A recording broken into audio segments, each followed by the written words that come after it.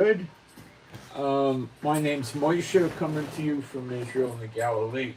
We're going to cover today why the daughter of Babylon is not Israel. Can't be. It's impossible.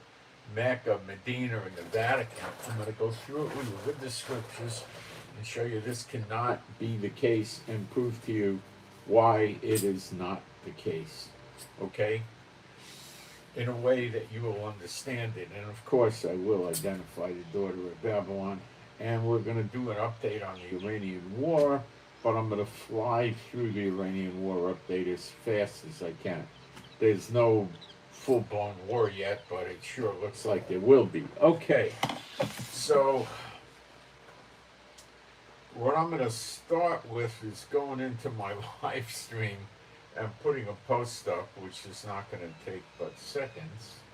But we'll get that done, get that out of the way, and then we'll get moving.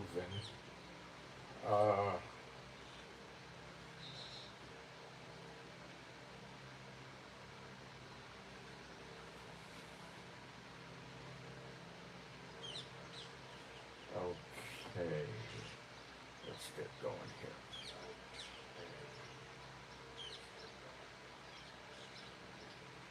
Let me crank the volume down because we do have sound. Okay.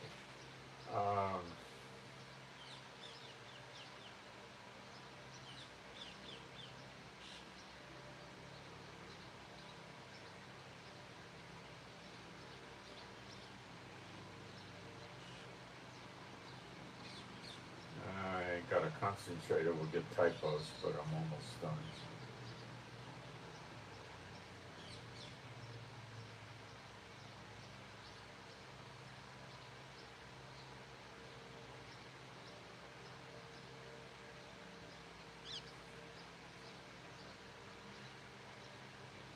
Alright, looks good.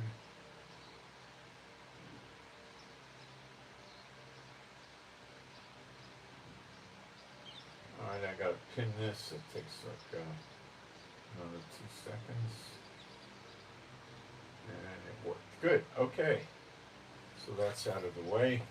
And being a Bible believing site, Old and New Testament, I'm going to do some praise, and I have no control over people joining in or not joining in. There is no God like Jehovah. There is no God like Jehovah.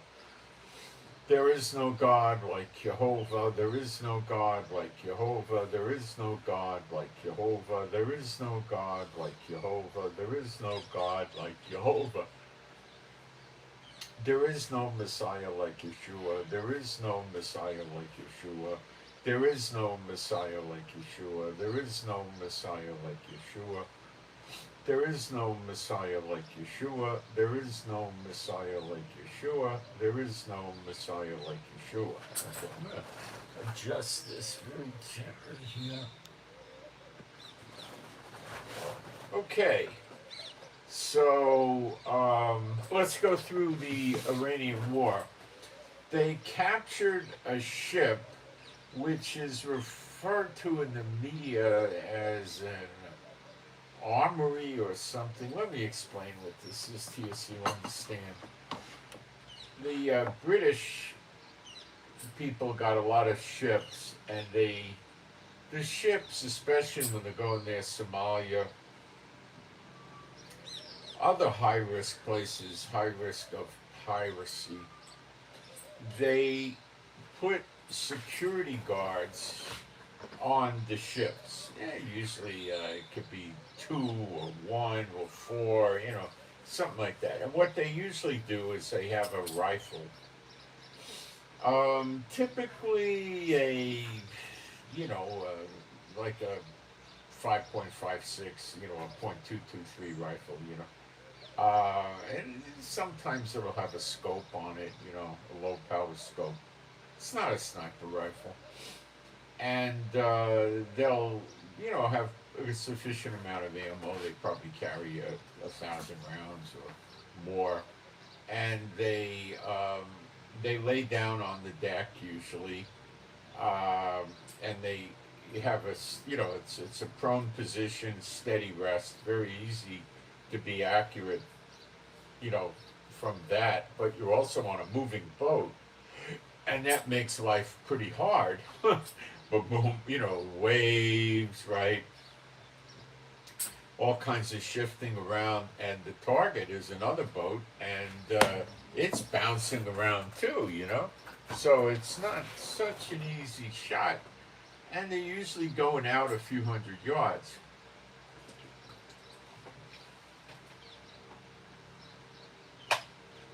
Now, some of them probably have a more adequate round, like a 308,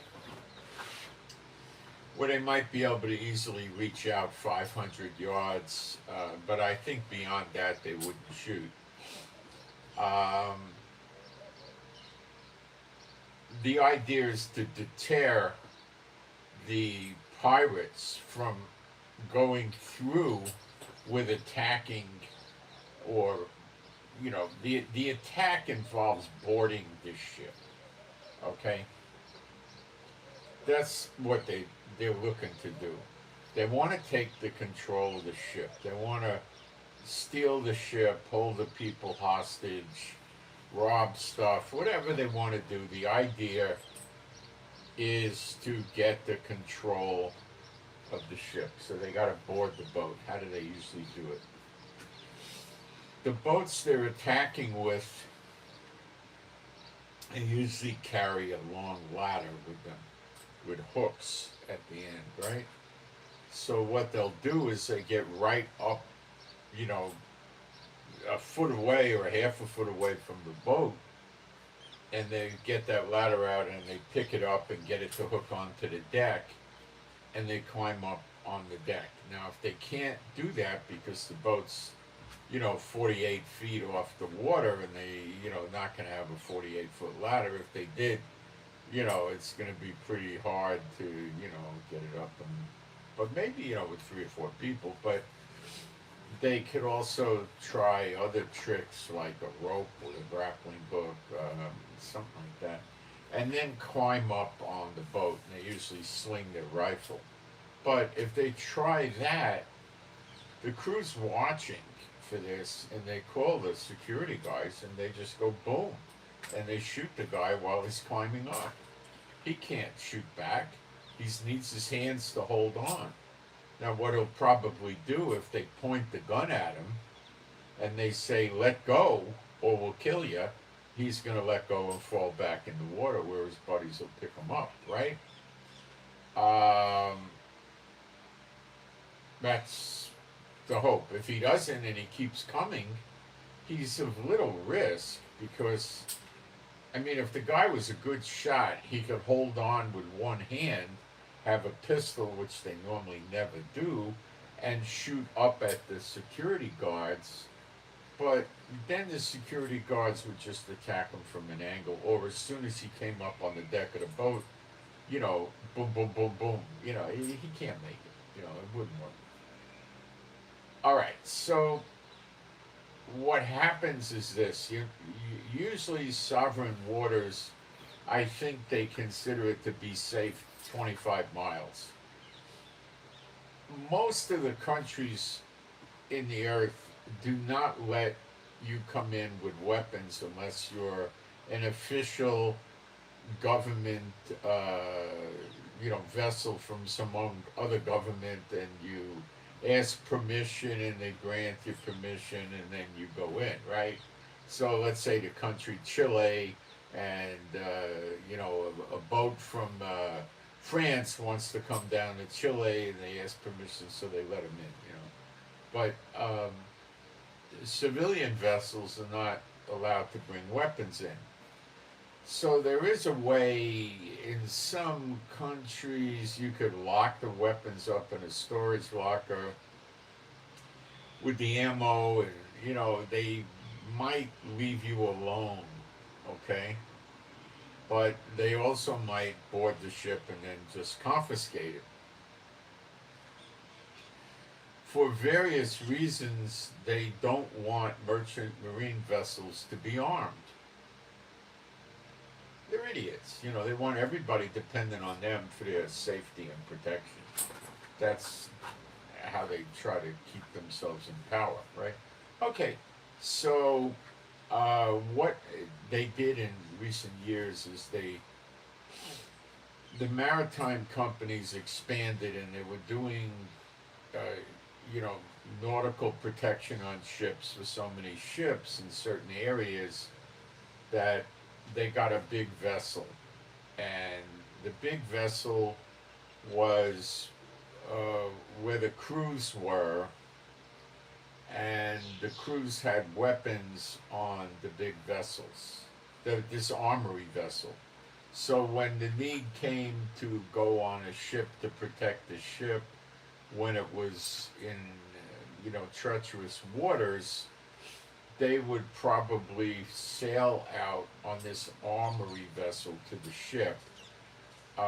Probably, I would say the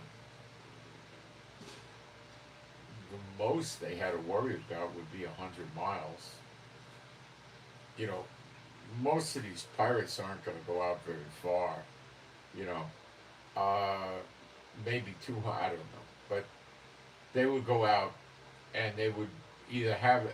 Typically, they had the guys on the boat, okay, and they had the guns. And when they came to the port, um, they can't go in with the guns, so this armory ship would meet them, and the guards would go off the boat with the guns, get on the armory ship, and the ship would pull in. And then when it went out of port, if they wanted more security, then the guys would meet them again with the guns, get on the boat, stuff like that. That's pretty much how they were doing it. When you're 25 miles or less to the shore of the country, and the pirates come, and you get on the radio and the sat phone and you start screaming bloody murder, the country's going to send their patrol boats and helicopters and all sorts of stuff out there pretty quickly. And the transit time of 25 miles isn't that long. It's probably going to be, for a fast boat, I don't know, a half hour, a little more maybe. Now that's, a lot of times it's not going to be 25 miles. You might be at 15. It's too dangerous for the pirates to start trolling around looking for ships. Initially, what could happen to them is the coastal forces of the country see them hanging around. What are they up to? And they board them, and they find rifles, and that's the end of them. So, you're 25 miles in, you're safe. I would say when you're 300 miles for sure offshore, there's no pirates in the middle of the ocean. They don't do that. That's the old Hollywood pirate movies with the sailboats, with the cannons, and that's, and even they can do it in the middle of the ocean. It's too. These boats they use they have a mother ship usually, the pirates, and it tows a boat that would normally be a fishing boat. A long one though, it could be 30, 35 feet. It could hold a bunch of guys. You could put 8 or 10 people in there easily, right? So they tow that behind a rather substantial vessel with a rope. They just tow it, and then when they get ready, when they pick up on their radar or whatever the ship they're going after, then they reel the boat up, and the guys board the boat, and that boat is a fast boat. The big mothership's not. It's a dilapidated, junky boat. It's probably 80, 90 feet or something, and then they get on the little boat, which got a big engine and it goes pretty fast, so it can keep up with it. So that's basically what this was, okay? Other people like yacht owners, what they'll do, somebody with a 350-foot yacht that costs $49 million, or some of these yachts are, 300 million and stuff like that. A lot of them have an auxiliary yacht with them. In other words, their main yacht is 350 feet, let's say, right? And they have another yacht that's maybe 230 feet or 180 feet. and it travels with them. A lot of the captains of the yachts don't really want to go across oceans with anything less than about 220 meters. They not very interested. They don't like it. You can do it at 120 meters, but go find a crew that would do it. See, when you get big waves and you go up like this, and you got a 350-foot boat, it's got tonnage, okay? So you're going to get up on the wave, and then the boat's going to push down through the wave because the weight of the boat is too much for the wave. But a 120-foot or 120-meter yacht, why, I'm sorry, not 120 meter, 120-foot yacht, isn't that much weight, and it may not push through. 180-foot yacht probably, but when you get to 220, they're not worried. So if the waves are big and they don't have a big enough, heavy enough boat, it can go over backwards, and that's in the middle of the ocean. That's all she wrote usually, right? Okay. Now, if you could get into the lifeboats, you're okay if they got modern lifeboats, which if you get on a cruise ship like Royal Caribbean or Carnival, the lifeboats there are not sinkable, and they're covered, they're sealed, so to speak, right? So you sit in there on a bench seat, and there's no bathroom, so I don't know what it smells like, but usually you're going to be in there a few hours, you know, maybe an hour and a half, 2 hours, 3 hours would be a lot, you know, because the cruise ships stay in shipping lanes near merchant traffic, you know, container ships and all that stuff, right? So it's nautical law that if somebody is screaming for distress, they got to abandon ship, or they already abandoned ship, you have to go over there and render whatever aid you're capable of, okay? Which would be to try to haul the people up out of the ship. But now, if you got, you know, 3,900 people in the water, it's going to require a massive, you know, amount of ships to save them and get them up. But these boats don't sink. I've been in them, not. They use them for shuttles. I've been in them using them for shuttles. They don't, they make lousy shuttle boats, these kinds. Some are more, they're sealed, they got a roof, but they're more of a shuttle boat than these things. But the actual lifeboats are very, very secure. And it doesn't matter what kind of waves you're going to get, you're not sinking, okay? You might have a horrifically rough ride, and people may start barfing all over the boat, but you're not going to sink. You just can't. And it has a little bit of water in there, first aid kits, and you know, it's set up for you to survive in there for hours, not days, you know. So these are not the kind of lifeboats. Every ship doesn't necessarily have this kind of lifeboats. Some of them have lifeboats that look more like a rowboat, you know. And those things are pretty dangerous because if you know, if you get in the still water of the Caribbean on a nice sunny day, you know, you're fine. But if you get in the middle of the Atlantic in the winter with, you know, 20-foot waves, you know, boy, you better hang on, you know. And things are pretty rough, and, you know, you can capsize, you know, that's the problem, so. Anyway, the guys with the auxiliary yacht, what they do is they carry weapons when they travel, okay?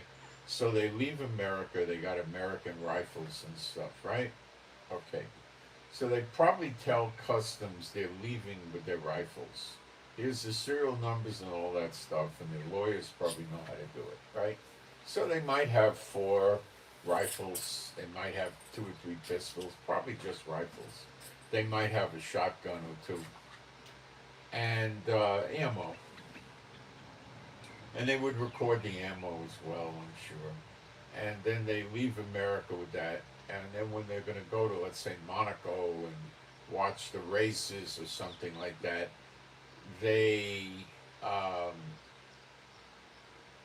they need to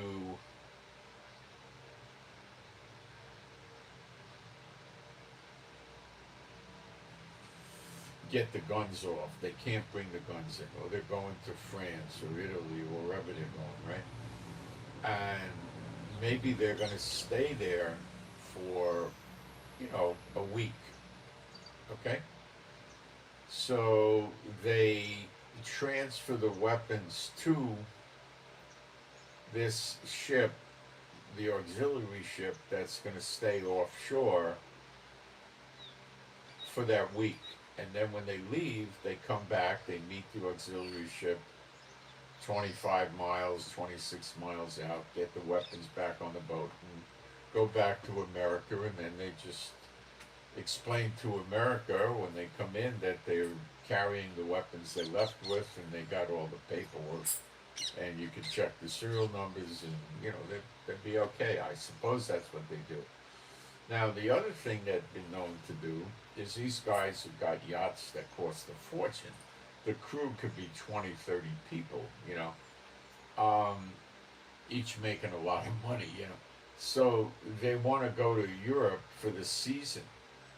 So they might go to Europe in November and they want to stay till the end of April or something like that.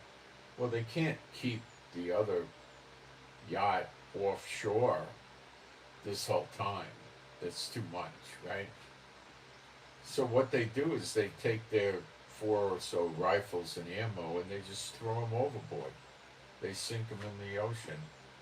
And then they come in and they got no weapons. Then when they go back, if they want weapons for the return trip, they have to figure out a way to buy them in Europe somehow, which is not the end of the world, someplace. And they get them and then they put them on the ship out 25 miles, and then they go back to America, and now they can't really bring them into America because now they need import licenses, and so what they do is they just throw them overboard again. They get rid of them and then they go in. This is, like going out.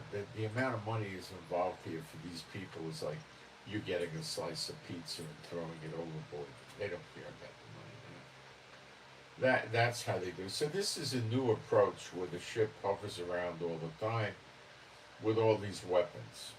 And it's British, so I guess when they want to go back for repairs and changing the crew and everything, they just go back to the UK or a UK-friendly port that lets them come in with the weapons. The government may help them be able to go into ports or something like that. They might have special licenses to be armed.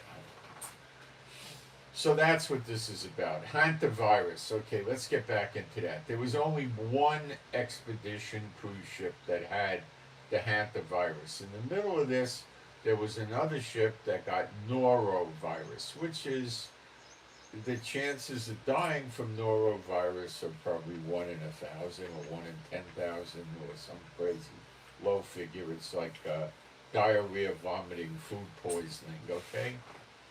Normally, the people on the cruise ships get it when they're on shore.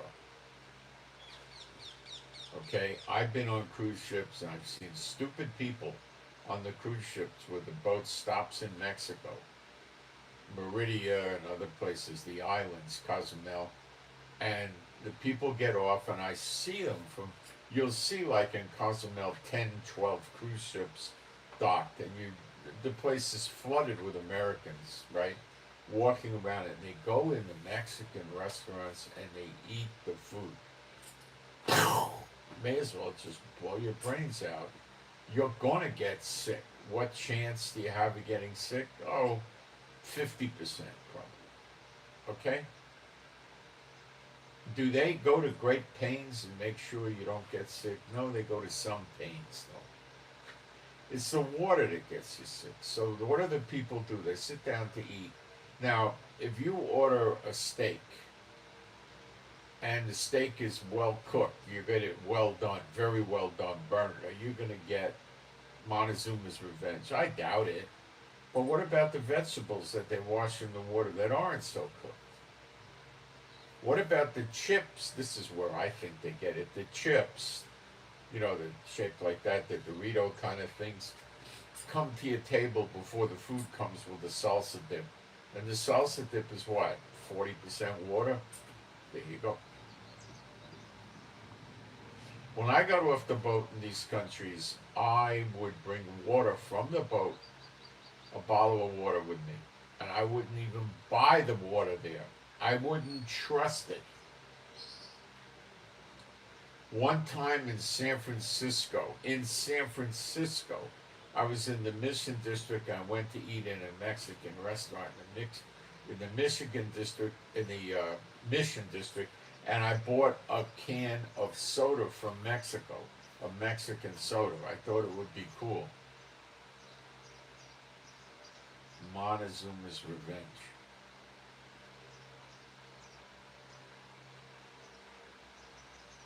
Yep. Montezuma's revenge. From bottled, it wasn't bottled, it was a can of soda. That's how bad it is in Mexico. It's that bad, So they come back to the ship, and the next day or a few hours later, they got Montezuma's revenge.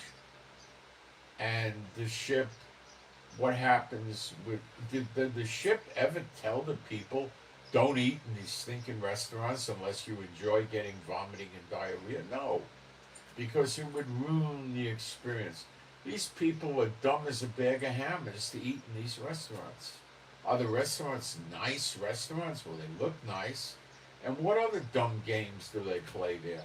Well, they have these bartender, barmaid women, and they scantily, tightly dressed, you get the drift, and they pour shots in the people's mouths. The people sit there, tilt their head back in a chair, and they pour a shot right down their throat. Why would you want to do that? I don't have any idea, but that's what they do. And then they start eating and they get sick. Do they all get sick? No. No, not everybody gets sick. Maybe 50% is high. Maybe it's 20%. Some people get sick, some people don't. Okay? The restaurants are running water. They run tap water, and that's what gets you. Okay? The tap water gets you. And it's Mexico. So you're going to get counterfeit soda. Okay? They'll bottle soda there that says Pepsi or Coke. That's not Pepsi or Coke. They made it. They'll take bottled water. They'll make counterfeit bottles that say Evian or some Calistoga or whatever, and they'll fill it off the tap water. And you'll get sick. I mean, it's a horrible place. They shouldn't even stop there. It's that bad, But people go there, and so it's dangerous. So they get norovirus from outside the ship. They put it inside the ship, and then you get notices under your door, norovirus outbreak. If you got any symptoms, go to the medical clinic. You will not be charged. What do they do there? They'll give you some medicine that'll bind you up and it'll kill the germs. What's your best bet to get rid of it when you get it?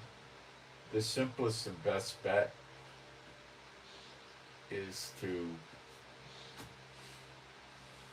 trying to say how to describe this. Take enemas till you're all empty, and then fast for 3 days.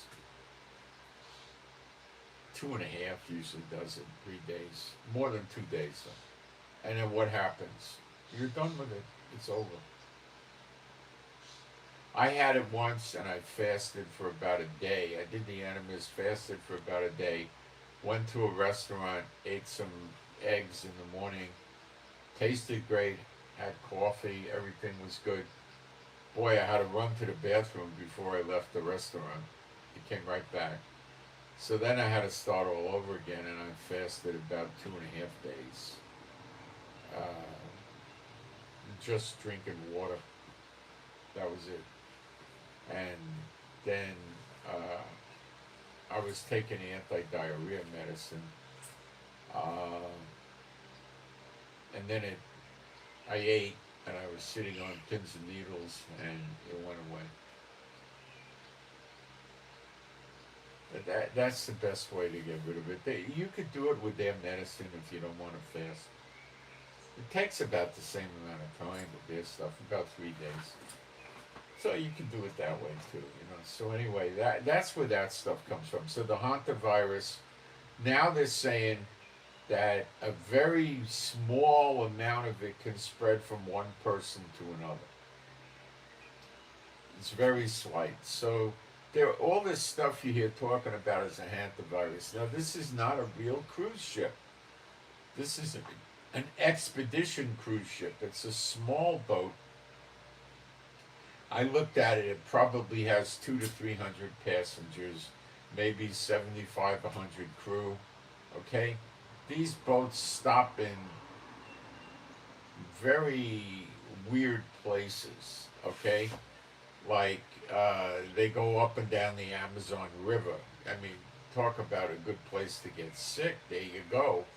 And this particular one went to Africa. Well, I don't know where in Africa it went or what it was doing there, but they probably picked rats up on the boat because the boat docks up. The cruise ships got long ropes to the boat. I mean long, like 150, 200-foot ropes, right? They're huge boats, and they go way up over the waterline. These expedition boats are nowhere near as big. They're tiny compared to a cruise ship. And they probably have the ropes, but the ropes aren't that long. And they put these funnel-looking things on the rope that the rat's not supposed to be able to get around. But on a cruise ship, the rope is so big, I don't think the rats even want to try. It's so high up in the air, they realize it's a danger to them. They wouldn't do it, I don't think. They're looking at getting up 80 feet in the air or something like that. I don't know if they'd want to do that. Probably more than 80, probably 120. So I don't know how they get on the expedition ships. There's usually gangways, walkways. They could run up there. I don't know how they get in, but they get in.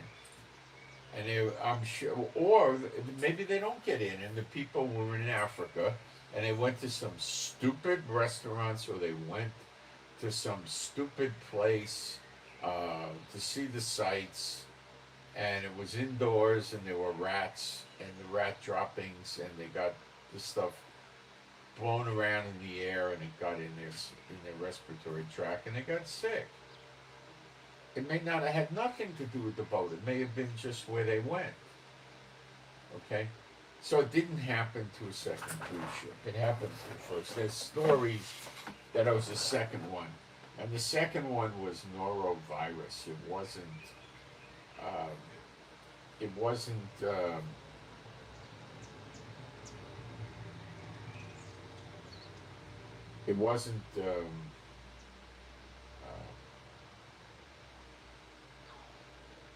wasn't the hantavirus on the second ship. Okay, so it doesn't, some doctor got it. He was on the boat treating the people, and he got it. So it probably is on the boat, okay? He got it very mild. So, I don't know what happened. It's either it was on the boat, or they took the people someplace in a building, maybe to go in a museum, or maybe they took them to a restaurant and they got it in the restaurant. I don't know what they did.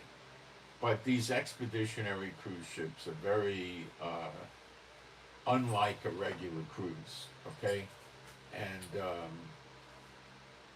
yeah, okay, so anyway, we don't really have signs of it really spreading a lot, and the CDC and WHO are not very concerned. Now, there's some people that are trying to make a vaccine for it. And why not? People are scared, and they can make a lot of money off of that, become millionaires, so they're doing it. Okay, let's go quick. Cuba runs out of diesel fuel, and most of their grid is down now. In Cuba, they're basically mostly or entirely in a blackout. It's a little hard to tell if it's 100%, but it's very, very, very much of Cuba is in a blackout.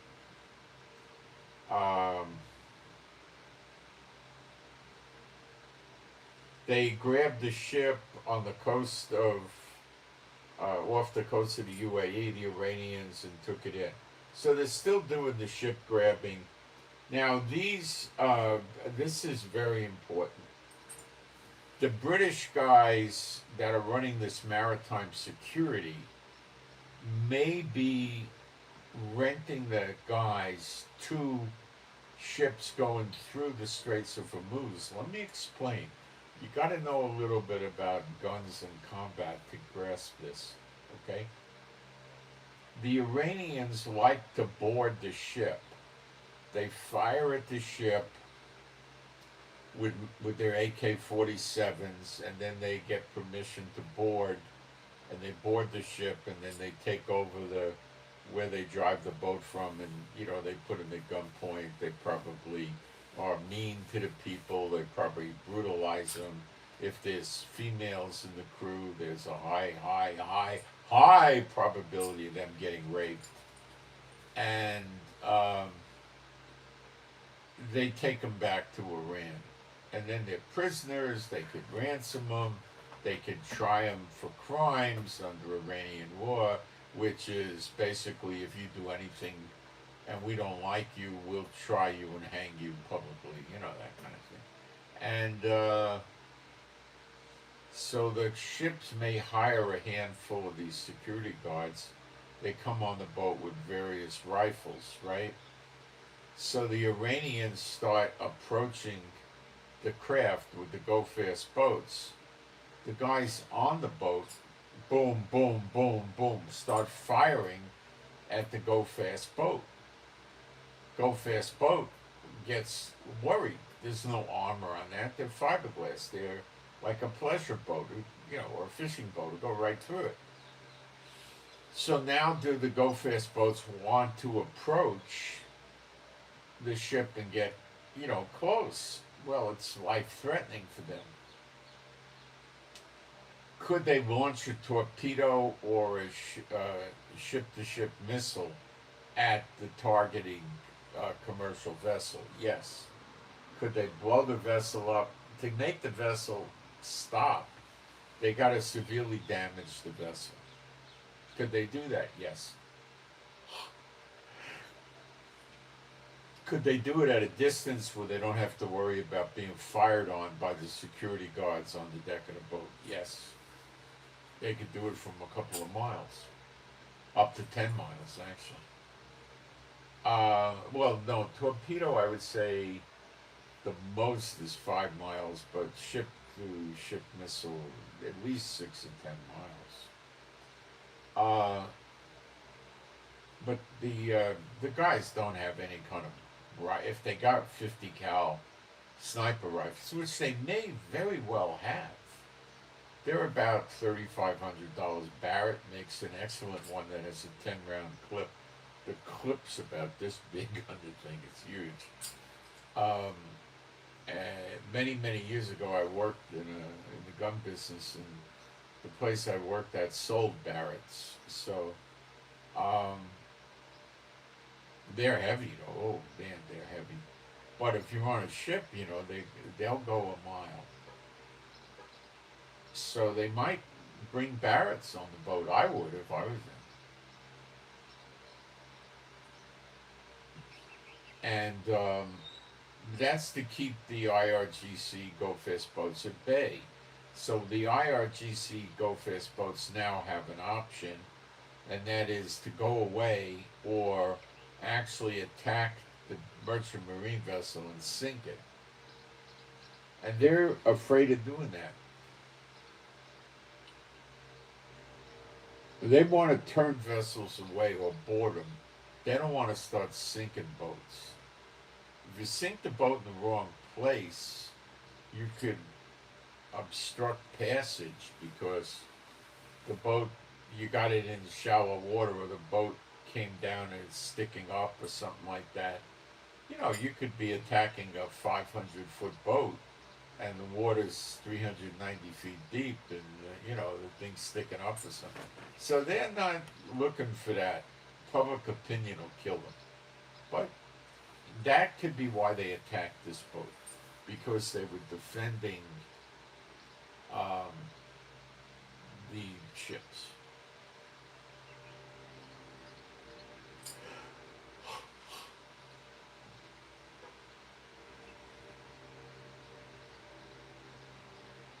A European defense technology company just unveiled the world's longest endurance unmanned submarine that can stay submerged for 4 months without the need for support vessel. Why?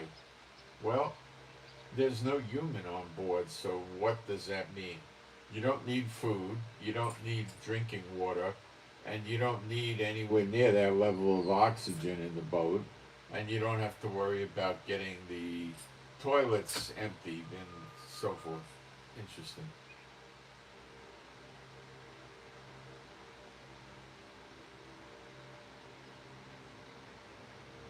Actually, another ship got attacked in the port of UAE, in the port.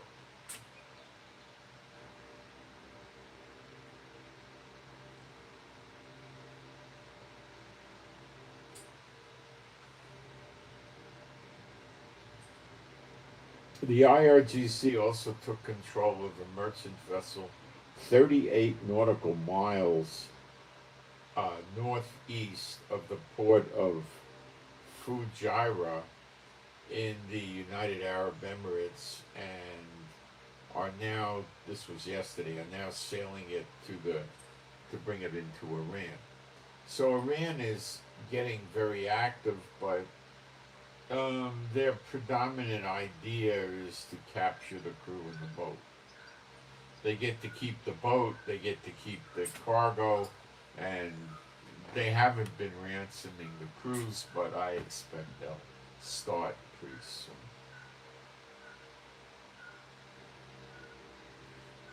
The Israel Defense Ministry signed a $34 million contract with Elbit, our own company in Israel,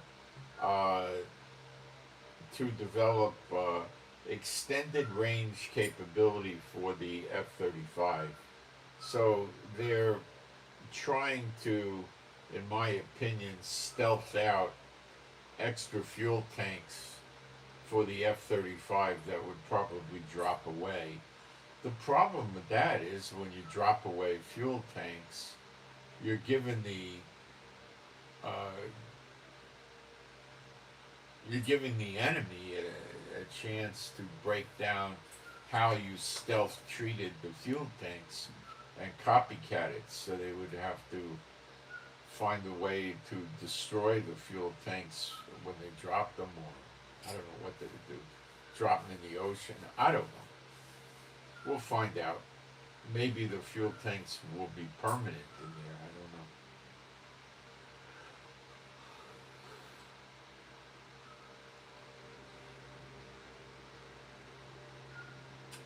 The IRGC says about 30 ships have crossed the Straits of Hormuz with Iran's approval since last night, but they're also paying the tolls, which were last go round $2 million a ship. So that's $60 million. So Iran's getting pocket money. A lot of it, though. I mean, 60 million is 60 million, you know.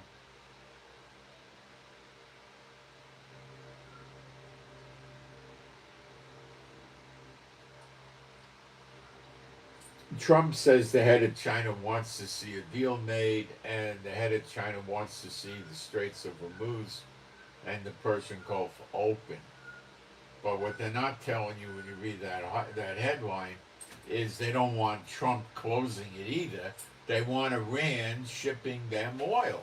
So don't get, and you read this and you say, oh, Xi Jinping or whatever this goofball's name is in China wants a good thing. He's not. He's not saying we want Iran to open up the port and let the trade go through.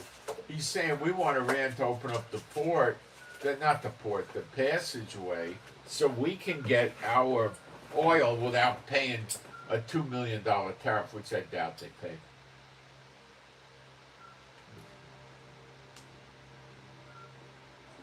And we want Trump out of there. We don't want Trump closing it either, because he's going to start playing the sanctions game on us.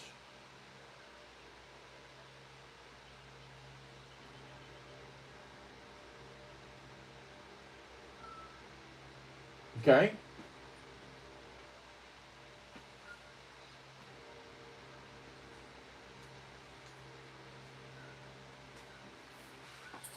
This Xi Jinping guy, whatever his name is, said that if Trump calls on him, he'll be happy to help calm down the Iranian situation.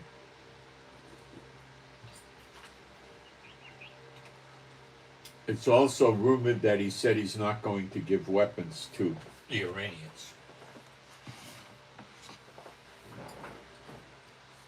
This is getting a lot of bogasy. If the Chinese don't give weapons to the Iranians, I expect they'll be in breach of the mutual defense agreement with Iran, and then Iran will stop selling them oil.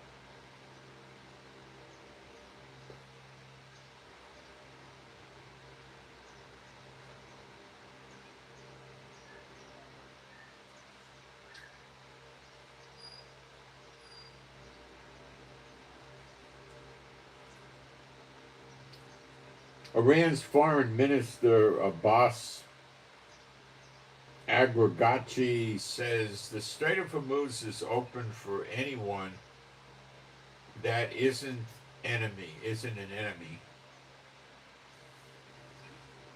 You just need to pay the toll.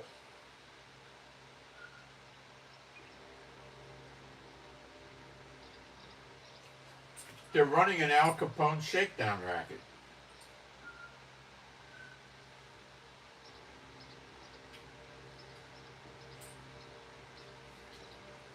Trump says China agreed to purchase 200 Boeing airplanes, I believe passenger jets. That's a huge amount of business. Why does China want to buy those jets? Because they're good, that's why.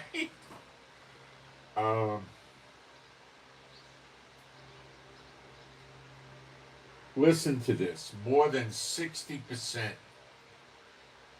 of the United States is in drought right now. 20% of the United States is in extreme drought conditions.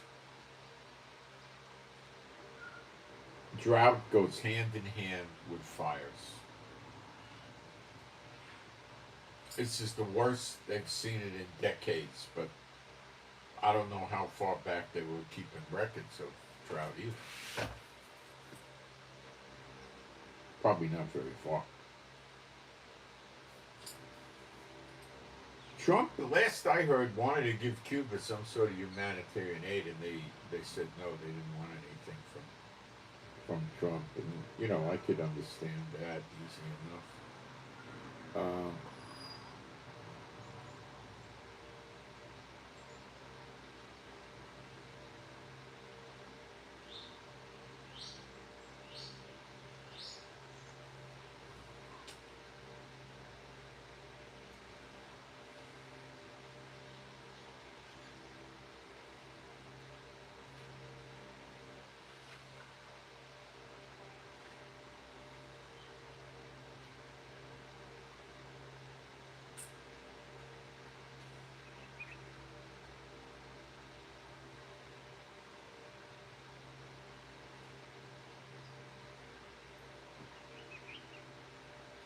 Um, Saudi Arabia is apparently trying to get a non-aggression peace deal with Iran. I have very serious doubts that Iran has any interest in doing that, because the Saudis are, well, you could say the Saudis are like in bed with America, but they're not. This kid running Saudi Arabia doesn't know what he wants to do. He's friends with America, then he's friends with Iran, then he's this, he's that. He's wishy-washy. He's not a good leader, he's a terrible leader.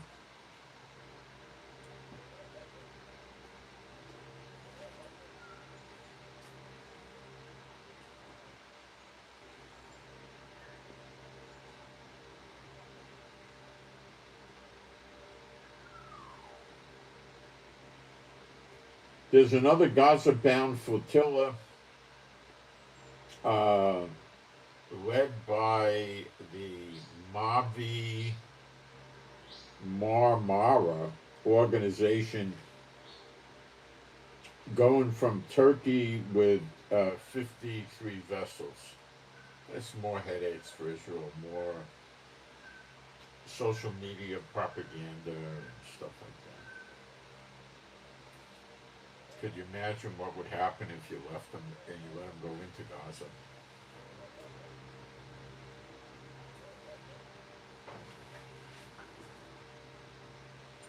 How many of the women would get raped? How many might get hostage? How many this, how many that? Who knows?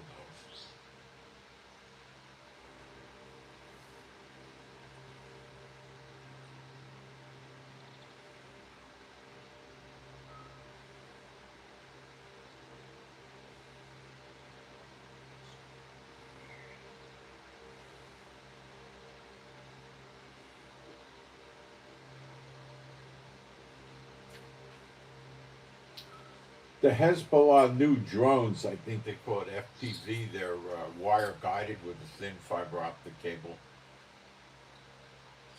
I think they can go maybe 6 miles. They wounded 17 people in the last 2 weeks with these. Troops up in Lebanon, our troops are really getting it, and Israel's working rapidly to find a solution to make this drone threat highly ineffective within days. There were more than 100 proposals that were looked at.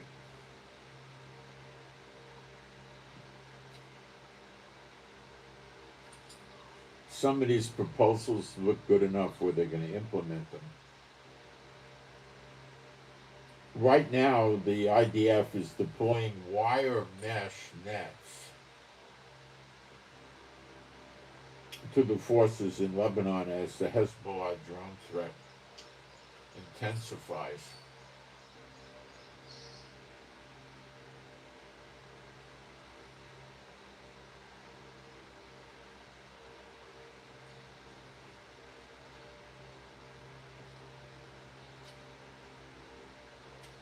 The wire mesh nets are used to cover an area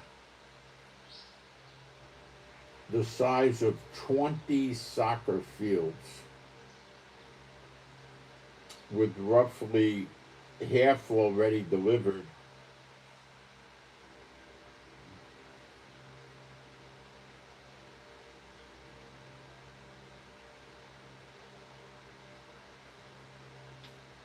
So that's going to be like an operating base.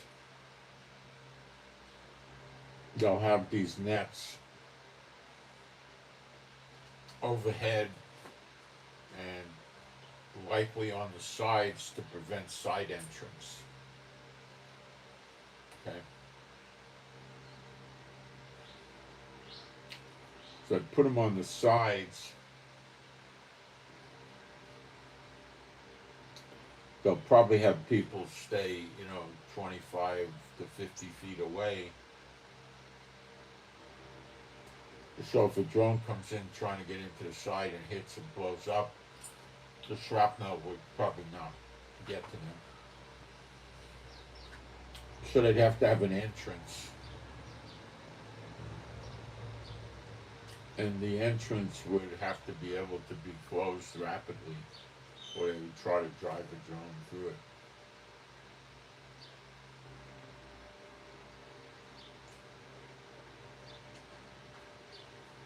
Or you could get clever, you know, like make a maze so, a car could get in or something. They'll figure it out. It's just a matter of time. They'll figure it out. And I think the matter of time is going to be days.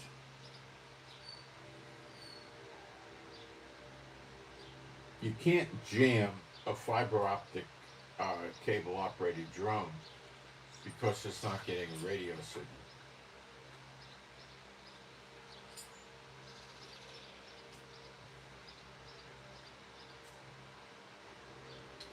So it comes through the cable.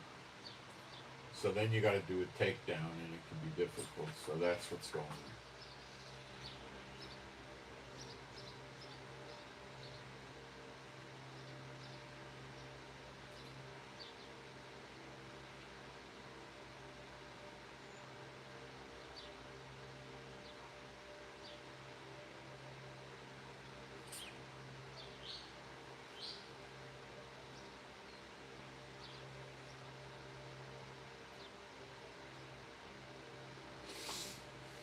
It's a deterrent to Israel, and it's a problem, but it won't last long. It won't last long. It's not. It's not that big a deal. They'll solve it.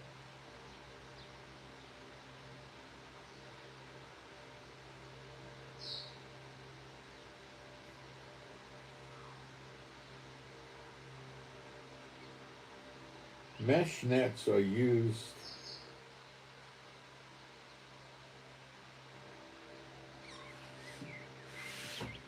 for blasting. When they're doing construction in a city or nearby, structures and people, they put the explosive in, they want to blow something up in the ground. They have heavy equipment like cranes pick these mesh nets up.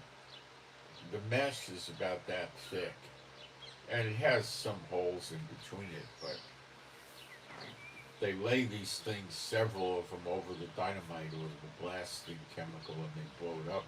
And these things go up in the air. The reason they have holes in them so they don't break from shock,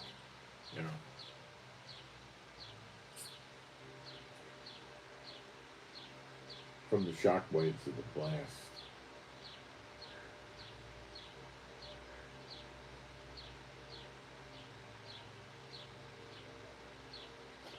They're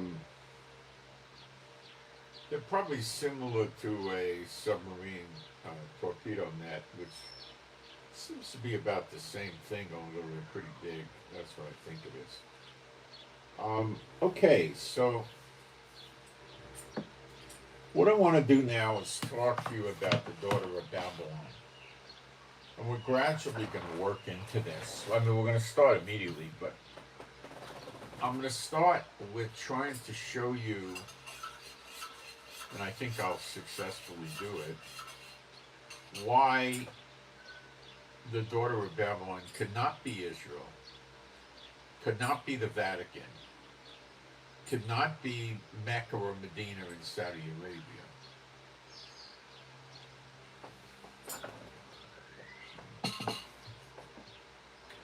And it's not this part of London in England. It's not that either. Okay, Jeremiah 51:50. Jeremiah 50:51, in addition to Isaiah 47, are the dominant chapters discussing the daughter of Babylon. Okay? You that have escaped the sword. So those of us that are believers and the Israelites as well, that don't know who they are even, are going to survive the sword. So they're going to get through. They're going to be there during the battles to some extent. Okay? You that have escaped the sword. Go away. Stand not still. Remember the Lord afar off, and let Jerusalem come into your mind. The Lord afar off is likely referencing the glory of God of Israel in the temple of Israel, or it's just phraseology, I'm not sure.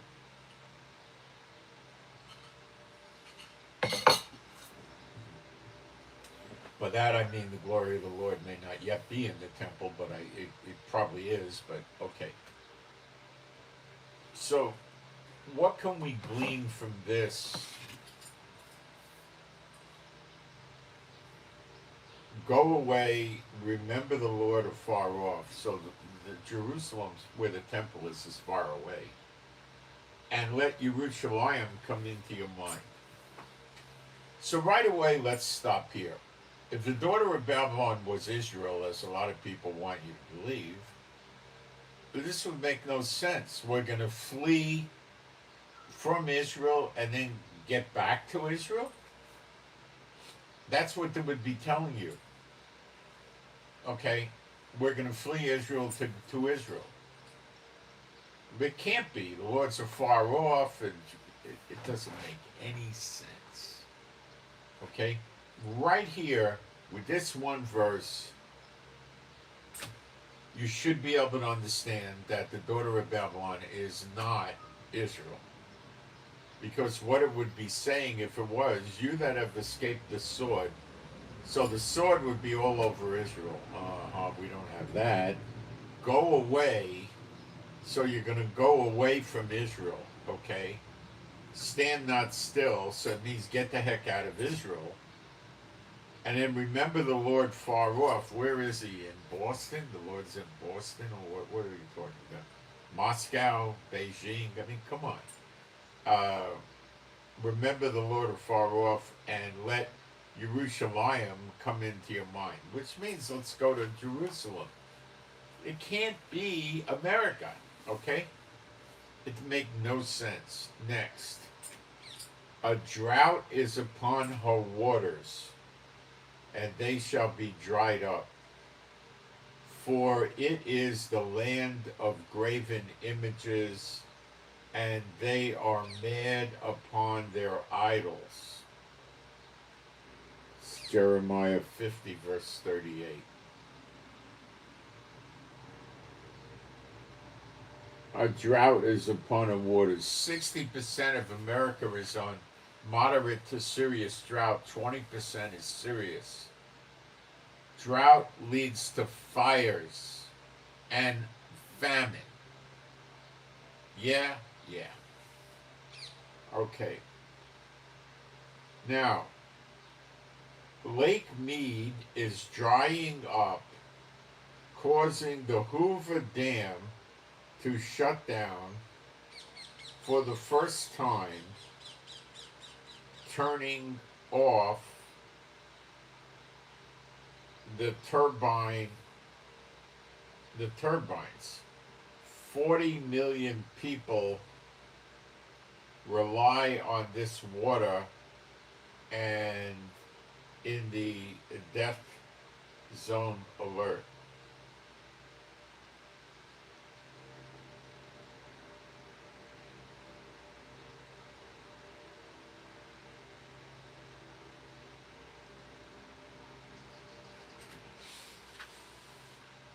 There you go. Satellite images shockingly show how low the water has dropped. I put this on my Telegram. I believe the image is there.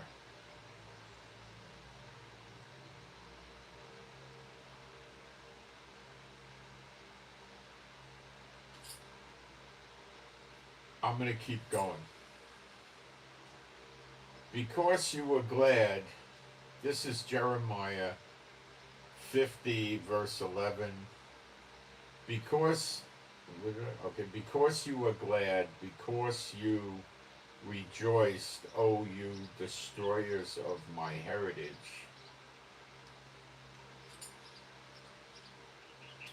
Now verse 17. Israel is a scattered sheep. The lions have driven him away.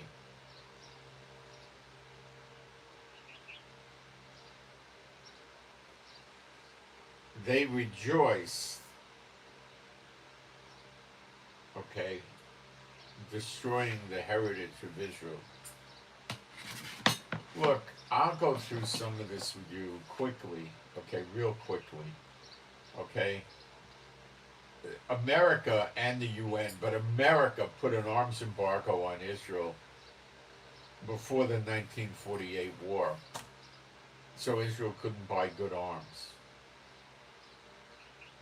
America did that.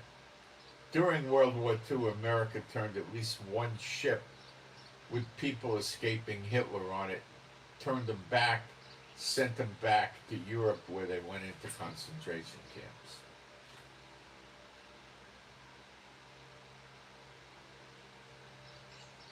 Jimmy Carter made us give the Sinai Peninsula back. We had our own oil for a while, a few years. They made us give it back.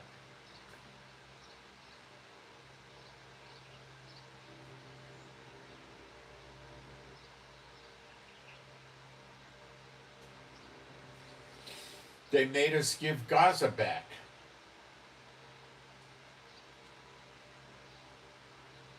And now they want us to give the West Bank back. And the Golan Heights back, and give this back, and give that back.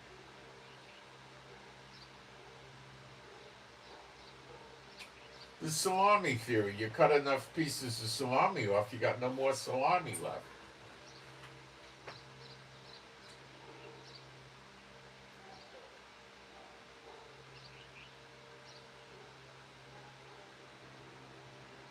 Okay?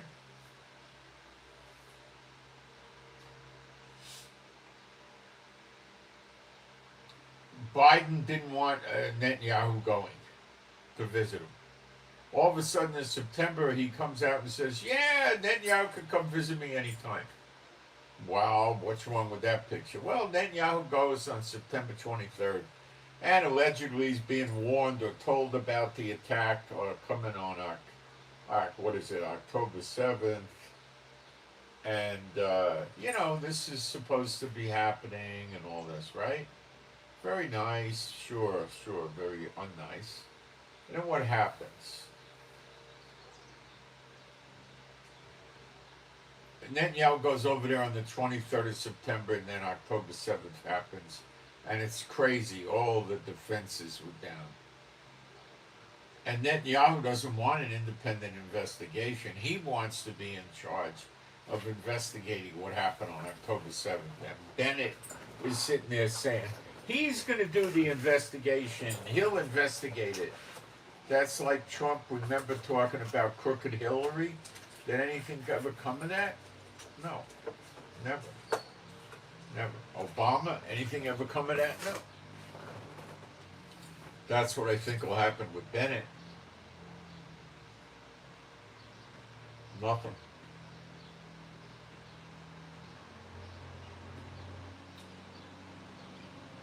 If they watch foul play, which at least 1 million people in Israel expect, you're talking hundreds of people would be involved.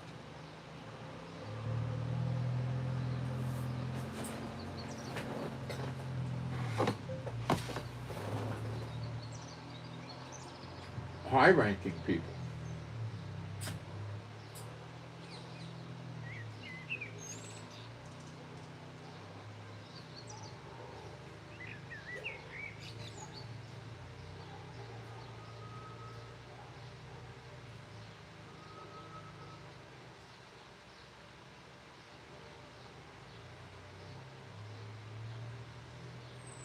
Behold, I am against thee, O thou most proud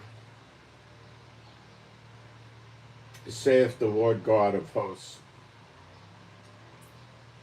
For thy day has come, the time that I will visit thee. Jeremiah 50, verse 31. Who is the most proud? We'll get to that.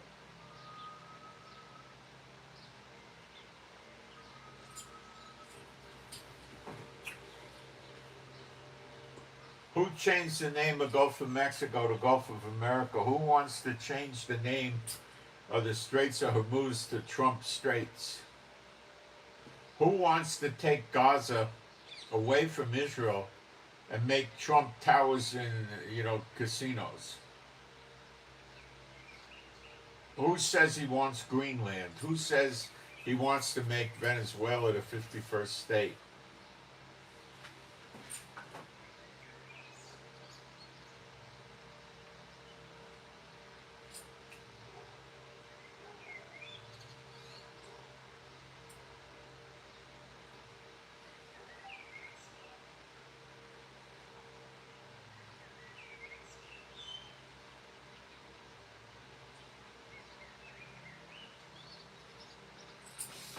Let's talk about the Vatican. How many people live in the Vatican? 800 to 900, actually. I used to think it was 200 or 300, but it's actually higher. Who are these people? They're cardinals, bishops, doobers, boo-boos. Catholic Church high rankers live there. The Swiss Guard, which are the people that dress up like Renaissance soldiers in a castle, they go there. They're Catholic. They're not Jews.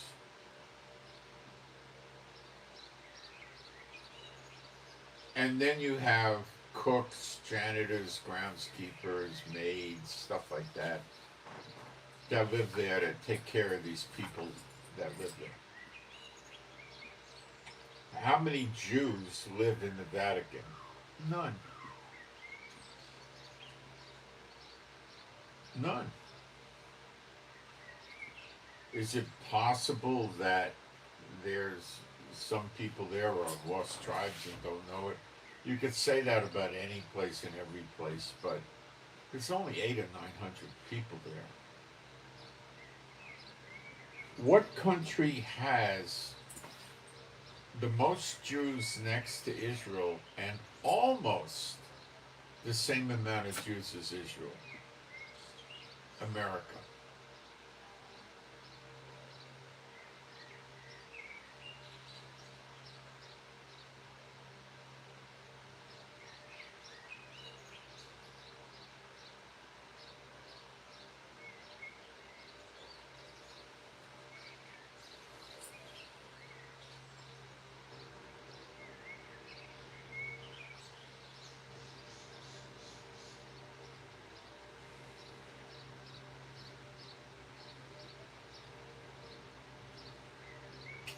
There's no mention anywhere of Jews in the Vatican.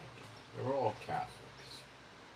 Next, Saudi Arabia contains Mecca, which has the black rock, the most holy, idolatrous thing in the Muslim faith, and also Medina is being accused of being the daughter of Babylon.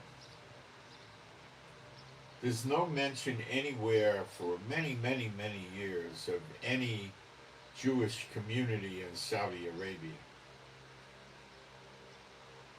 Again, we could always state that there's lost tribes there, but there's no large group of Jews there.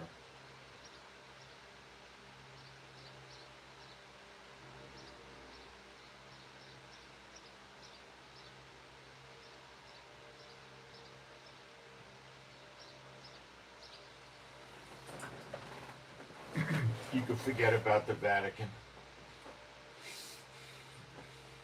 and Saudi Arabia. There's no practicing Jews in any of those countries.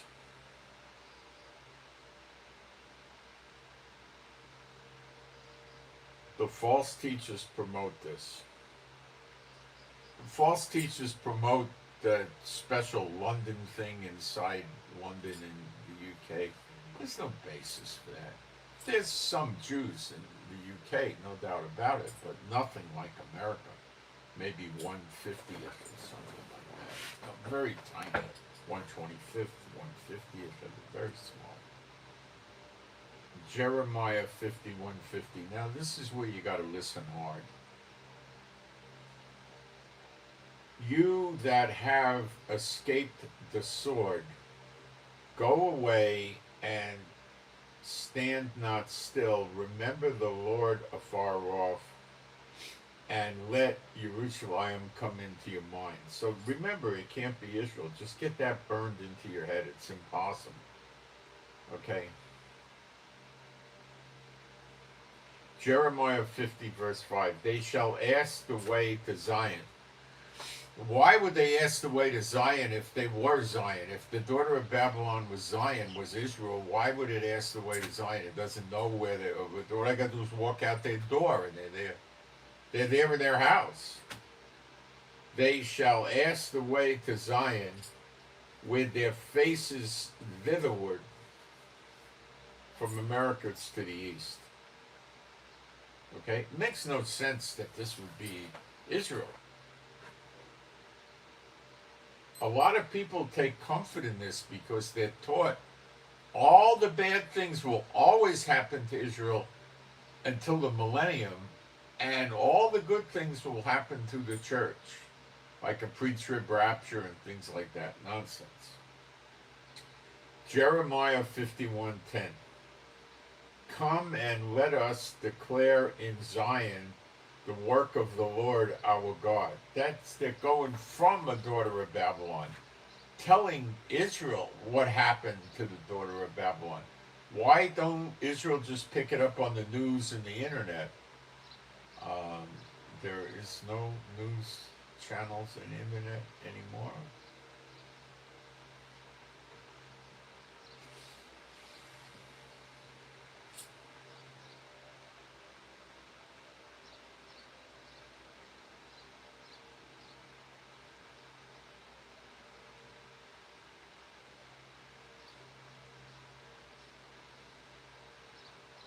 Now, some people say it's just a city. Well, what do we mean by that? Well, some of the false teachers go around saying, you know, it's Washington, D.C. That's the one that gets hit in Revelation 17 and 18. Yeah, Washington, D.C. gets destroyed. It's the daughter of Babylon.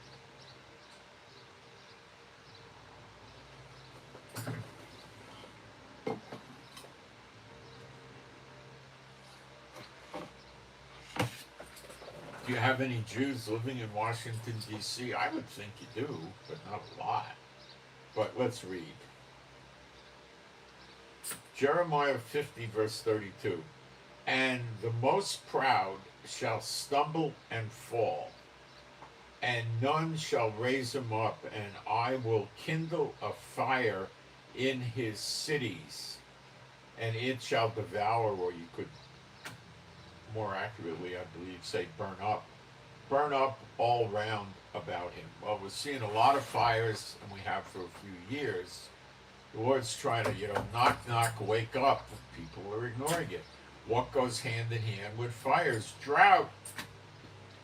What goes hand in hand with drought and fires but famine? Oh. Try to convince these people and they just won't get convinced. Jeremiah 50, verse 40.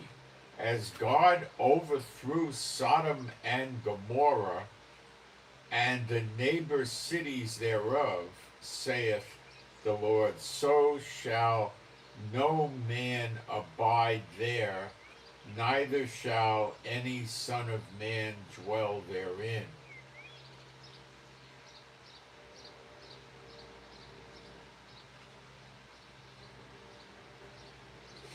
As God overthrew Sodom and Gomorrah. Remember, it says the days of Noah, the days of Lot, or the days of Sodom. Now, if you don't leave the daughter of Babylon, you're going to get punished. for with the sinners there. You're going to get it, okay? You got to leave.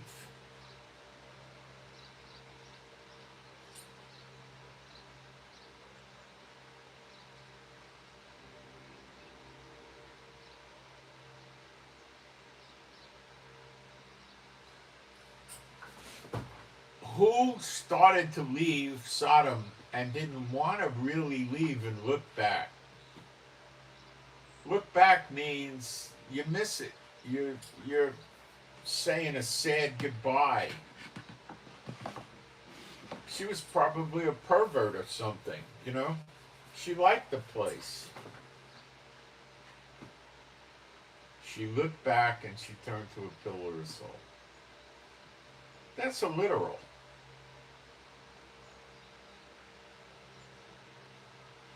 Does it tell you that you can't turn around and look back when you're leaving America? No. Does it tell you if you're reluctant to leave and you stay there, you may get killed there because you stay too long? You got it. Are you going to turn into a pillar of salt? I highly doubt it.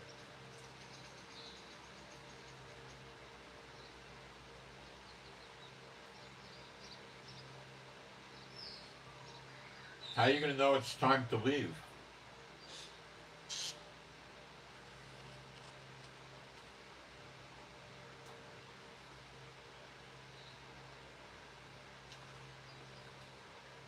Because the appearing of Yeshua in the clouds is going to happen, and the trumpet from heaven is going to sound. And there's going to be an amazing bright light from the east to the west.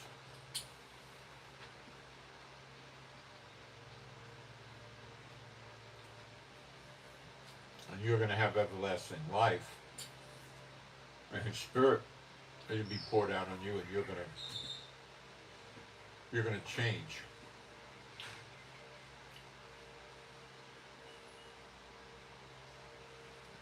And part of that change is going to realize you belong in Israel, not in America.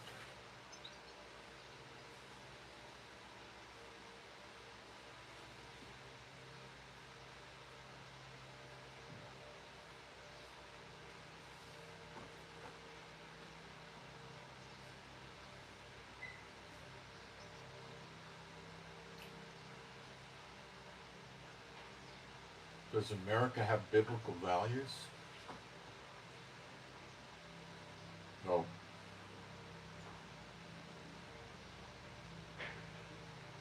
Is that you? Yeah. Okay. Do they have idols like the Statue of Liberty and many others? Yeah.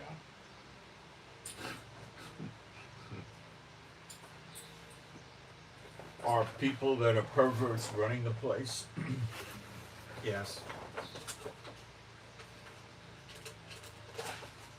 You get in trouble for discriminating or rejecting people that engage in practices the Bible prohibits? Yes. Does it have a president that endorses this behavior that the Bible prohibits, yet turns around and tells you he's a Christian? Yeah.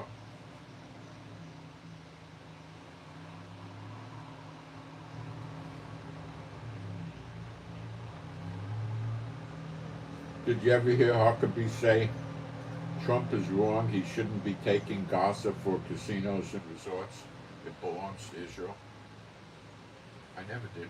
Maybe he did, I never heard it.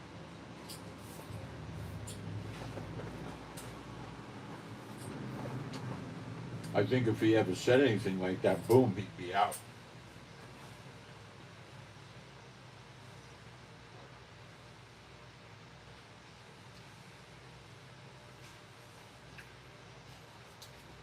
Who's the one running around the world that's the most proud right now? Huh? Putin? Xi Jinping? Stalmer? How about Trump?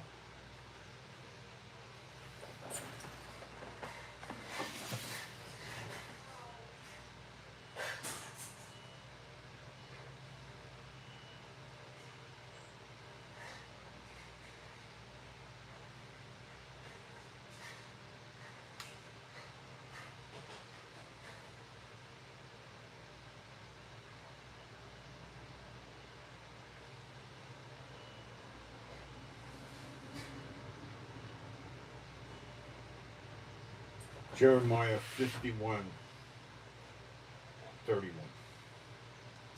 One post shall run to meet another, and one messenger to meet another, to show the king of Babylon that his city is taken at one end.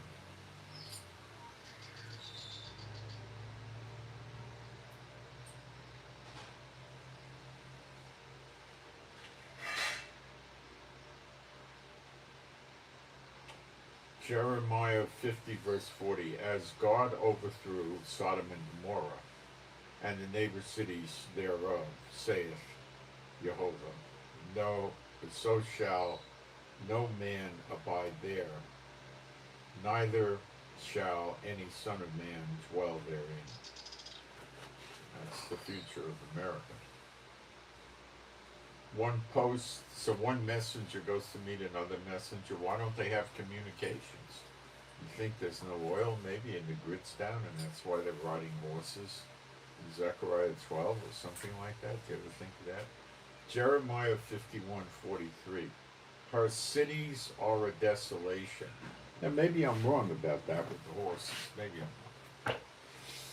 Her cities are a desolation. Does that sound like what he's going to do to Israel? No. A dry land and a wilderness.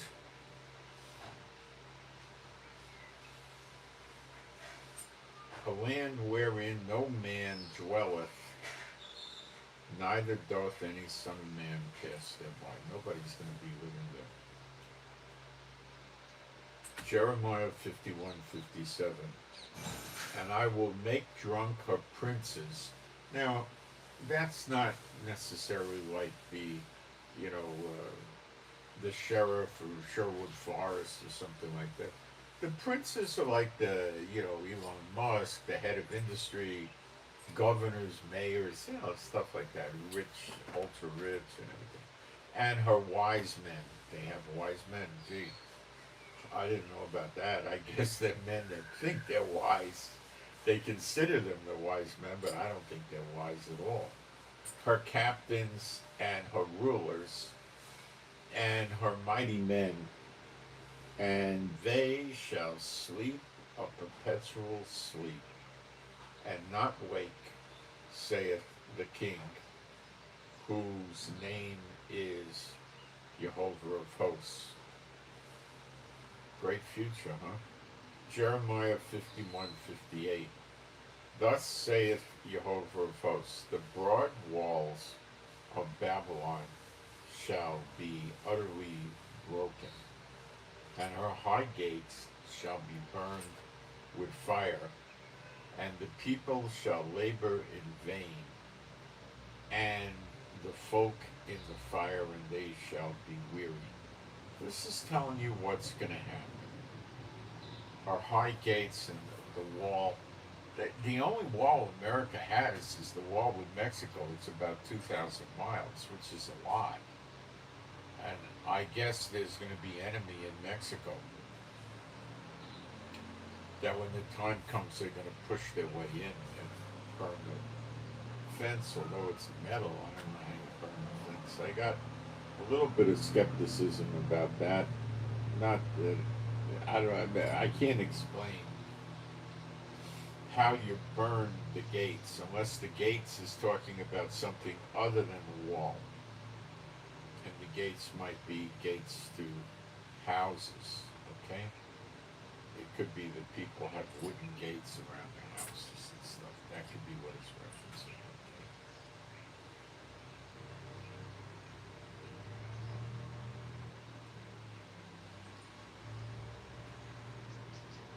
The people shall labor in vain. They're running around building up businesses and working hard for no reason.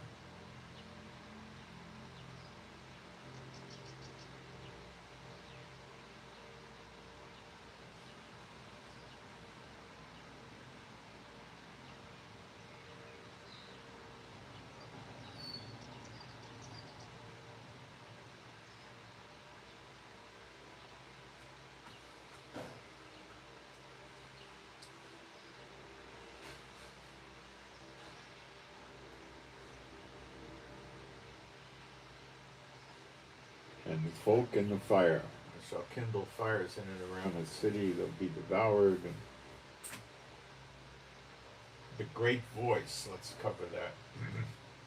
Jeremiah 51, the phase great voice, is used to describe the sound of Babylon's destruction and the noise of the invading armies.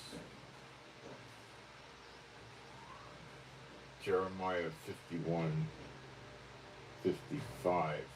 Because the Lord hath spoiled Babylon and destroyed out of her the great voice, where her waves do roar like great waters, a noise of their voice is uttered.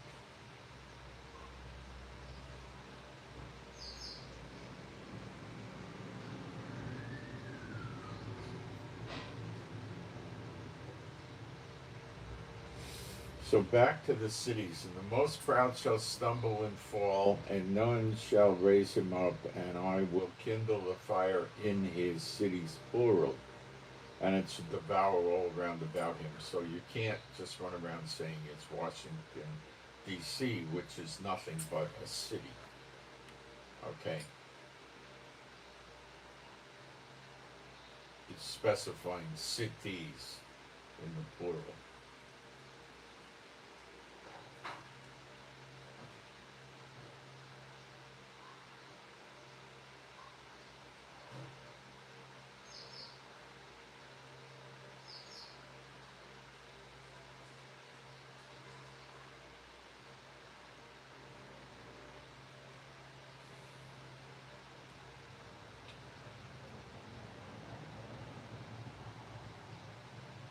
Okay.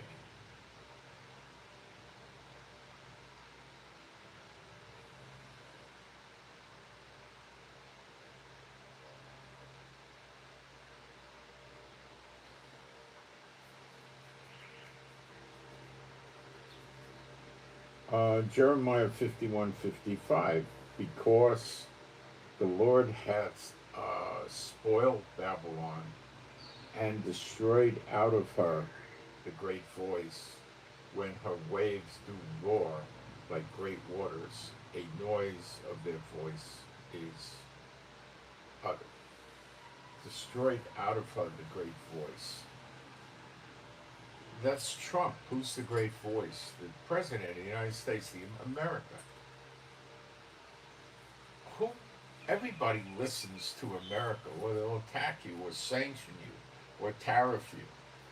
Does everybody listen to China? No. Does everybody listen to Russia? No. Does everybody listen to the Catholic Pope? Heck no. The Buddhists, the Muslims, the Jews, the atheists, they don't pay any attention to him. Okay? The Christians don't pay any attention to him. Okay?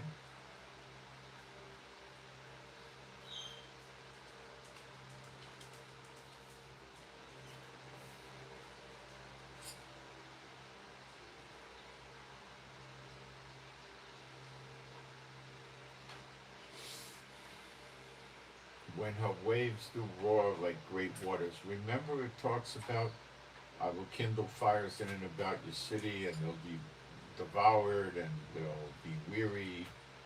Okay. How do they get the fires to stop?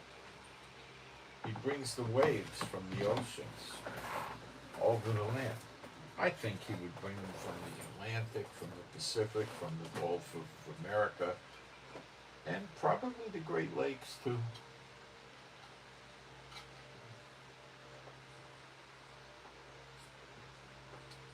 That'll put the fires out.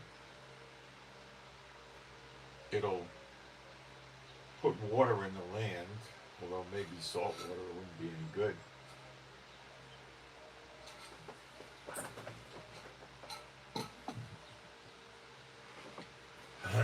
There's going to be certain kinds of animals that live there.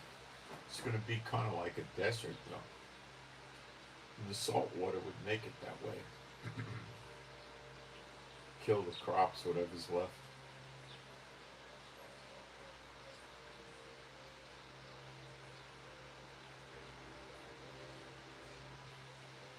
Jeremiah 51:44.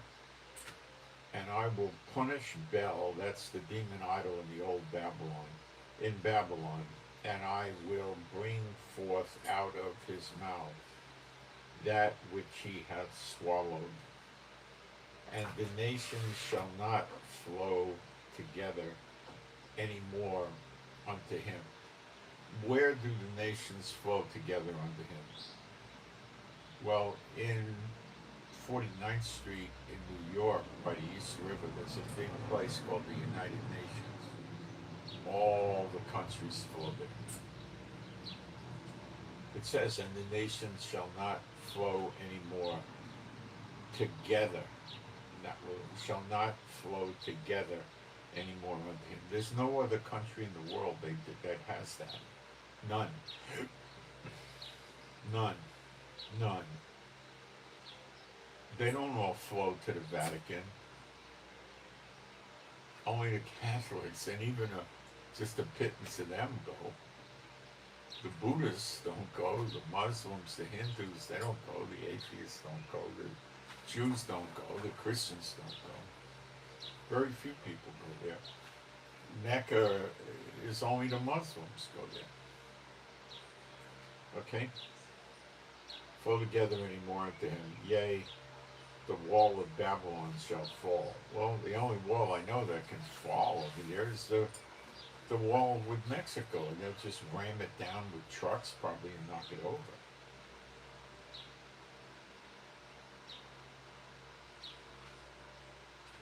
Bring out of his mouth that which he hath swallowed. Those are the people like probably the lost tribe Jews that are serving idolatry, and the Jews that are denying Yeshua, and people that are the elect and don't know it, and they're captured by Satan and his sins and stuff. That's what I believe that to be.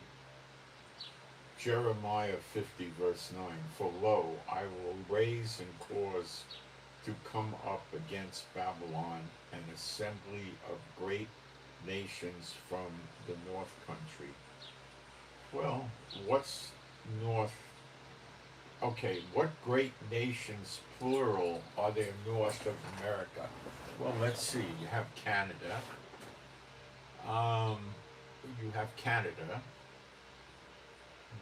You have Canada. You have Alaska, but that's America. And you have Canada. Did I say Canada? And you have Canada. And you have Greenland. You want to call it that. Which is part of Denmark, which has got a pittance of population, and it's not a great warrior nation. Neither is Canada, and Alaska is part of America. So let's see. I will raise and cause to come up against Babylon an assembly of great nations from the north country. Well, he's speaking north country of Israel. And that leads you to many nations. Lebanon, Turkey, Iraq, Syria, some of the Arab states, if they don't get destroyed, Kuwait, Bahrain, Qatar, Oman, UAE, some of the Stan countries, you could stretch it to Russia, maybe going over to the right or the east. Lots of countries, okay? Afghanistan, maybe. Okay, Muslim states is what I'm looking at.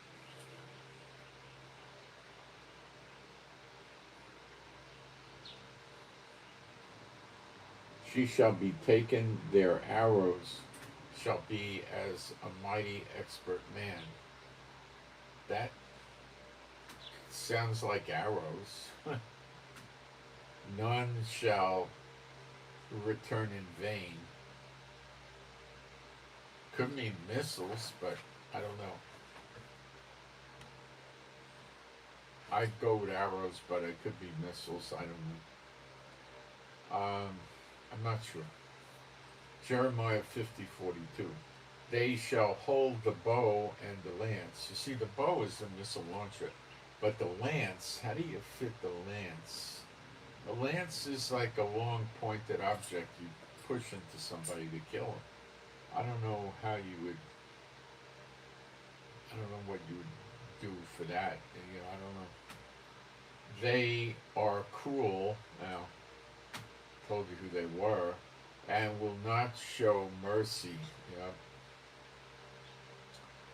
their voices. That's your October 7th people. Their voice shall roar like the sea, and they shall ride upon horses. Every one put out in array, like a man to the battle.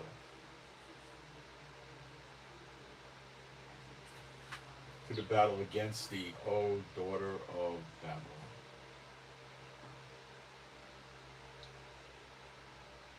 We're the daughter of Israel, and America's the daughter of Babylon. It means confusion.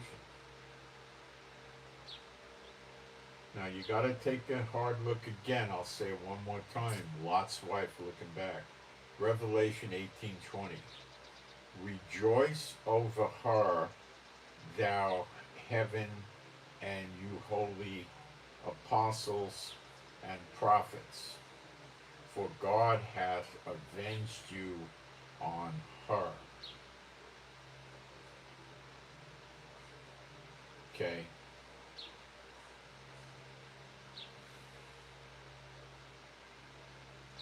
Because it's got that whore, that's the same whore that was running Babylon, the original Babylon, the original one, that's now someplace like near Iraq, right?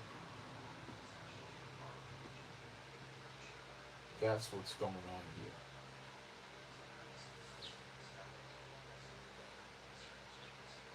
We're serving the same God that the Israelites originally served. The true believers. And the daughter of Babylon is serving the same whore that the original Babel was serving.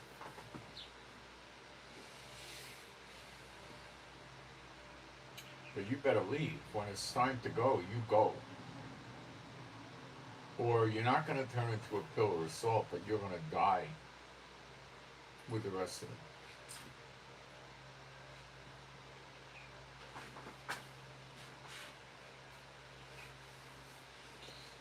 The reason people wouldn't want to go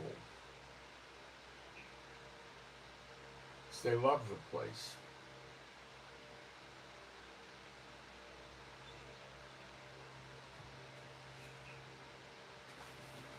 What do you love about the place?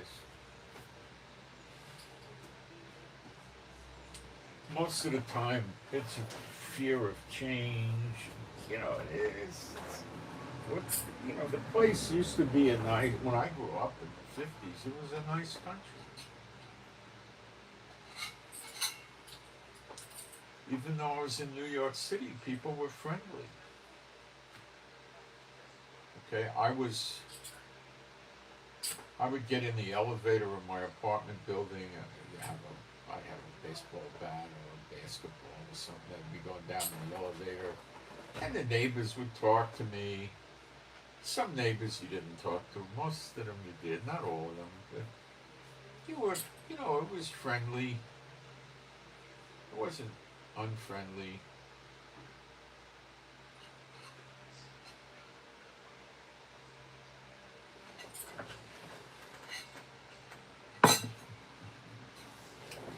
It was relatively safe. I used to ride the subways when I was 12, 13 years old, all over the city.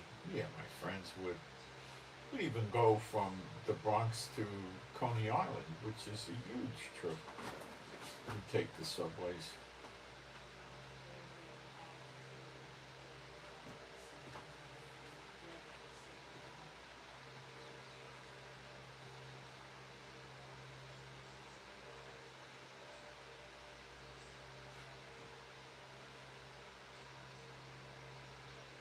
We did good. We worked it out. It was still an evil country, but we didn't know it. Okay? We didn't know it. They weren't screaming every day to take the guns away from people. New York City didn't want guns. D.C., Jersey, A few places. Most of the country had all kinds of guns, including machine guns and anti-tank rifles and stuff, right? They didn't want you having an artillery piece. They didn't want you having hand grenades, that kind of stuff.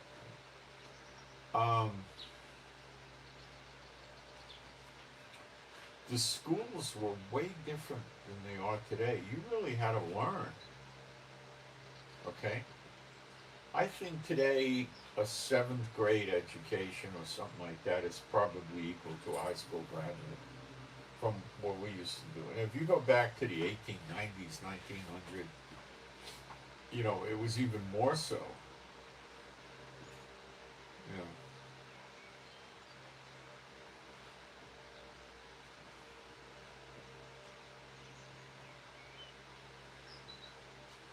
the shows were family oriented on TV when TV started.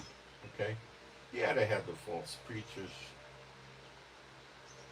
big time. Satan went right to work on that. But you'd put Ed Sullivan on. What would you get? You'd have a trained SEAL act. You'd have singers, acrobats, or dancers, or an orchestra or something like that. Later on, you had the Beatles or someone like that. They were never really on the Ed Sullivan show. Ed Sullivan was making believe they were. They would tape a show at a studio someplace, and Ed Sullivan would play it, and it would give you the impression they were there. Now, there were some stars that actually did go there, like Elvis, I believe Frank Sinatra, Sammy Davis Jr. There was quite a few that actually showed up there, but a lot of the rock bands never did. The Mamas and Papas, the Animals, Rolling Stones. They would just go to a studio someplace and do a song, for 3 minutes, 3.5 minutes, and give it to Ed Sullivan, and he would air it, and that was it. And he probably had to pay them a lot of money, or they wouldn't have went. Or maybe they went cheap just to get the publicity. There was no effort. They just went to the studio and knocked off a song. One of their regular songs, their hit songs, they would do that. And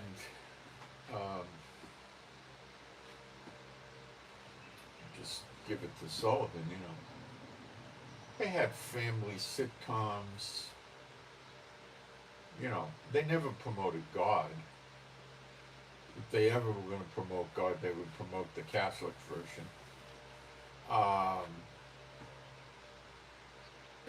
They had bad themes and stuff like that, but it wasn't like it is today.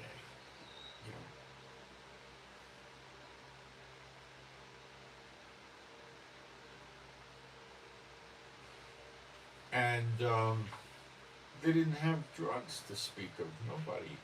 Who was taking drugs in America? Criminals in various cities were doing it. That was it. I mean, it was probably 1% of what it became in the late 60s, which never left. It was a minor thing, People that had horrible lives were taking it, taking drugs. It's an escape. People are just so, the heroin and all that. The heroin people just want an escape. They're so miserable and their lives are so bad. They shoot heroin and they forget about all their problems and they go off into a euphoria. And then when it wears off, they got to take more. And then if they don't got more, they got to go out and get some money, and they go out and commit crimes and stuff. It's really a bad drug. America was never a good country ever, that I know of. I think you go right back to George Washington and Mason, and you have your answer right there. It was never Ben Franklin and other Mason. Franklin's on the $100 bill, Washington's on the $1 bill. You think that guy Lincoln that caused all this death was not a Satan bot? He's on the $5 bill. Who's on the $10 bill? I don't even know. Hamilton, maybe? I don't know what his claim to fame was, but it's probably pretty bad.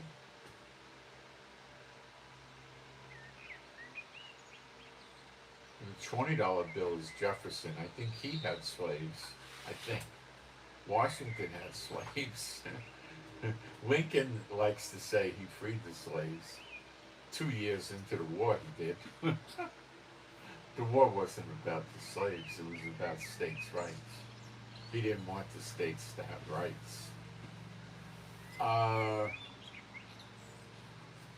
And Franklin, if Washington had slaves, likely Franklin did because they were peers. They were both knew each other at the same time, you know.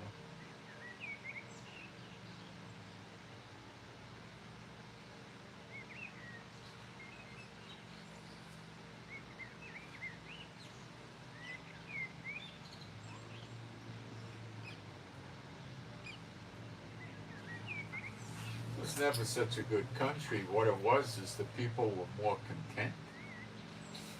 In the 50s and the 60s, even into the 70s, guys, living was cheap and easy. In the 40s too. It was cheap and it was easy. And it was good. The food was different than it is today. They didn't put things in the food like they do today. America was sort of an isolationist country to a good extent until the 60s, or even in the 50s actually. The latter 50s, they started in Africa and other countries starting to play games, which never went away.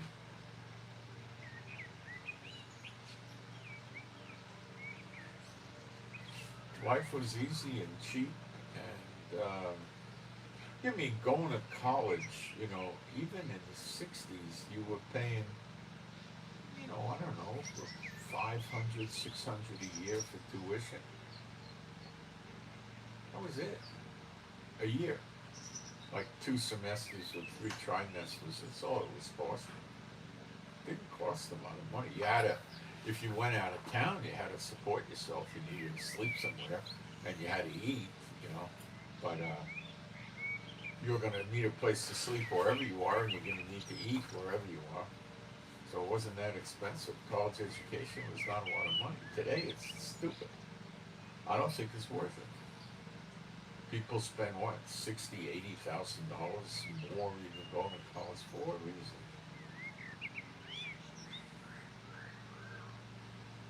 I tell you, you can just show up at the and join the merchant marine, and you'll make, as an unskilled worker, you might make close to $100,000 your first year. You can go to college, get a master's degree, get a PhD, and you still might not make $100,000.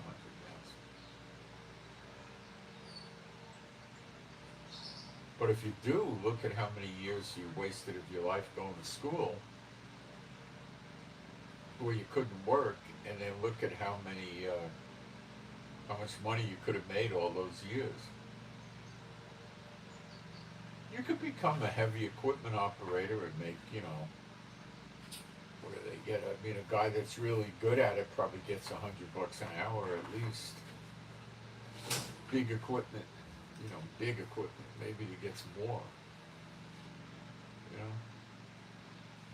And they go in the union. They get protection that way. The only way you're going to get any kind of protection as a worker is join a union.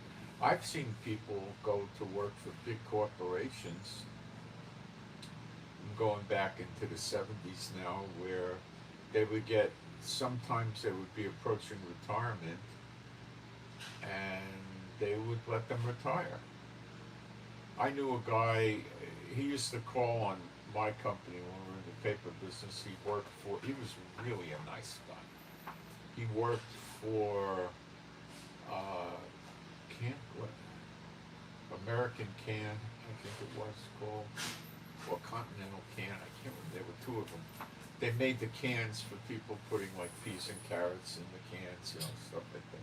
All kinds of cans. Cans for paint, cans for chemicals, cans for. They made cans. And I don't remember what I bought from him. We bought something from him. Some kind of paper products.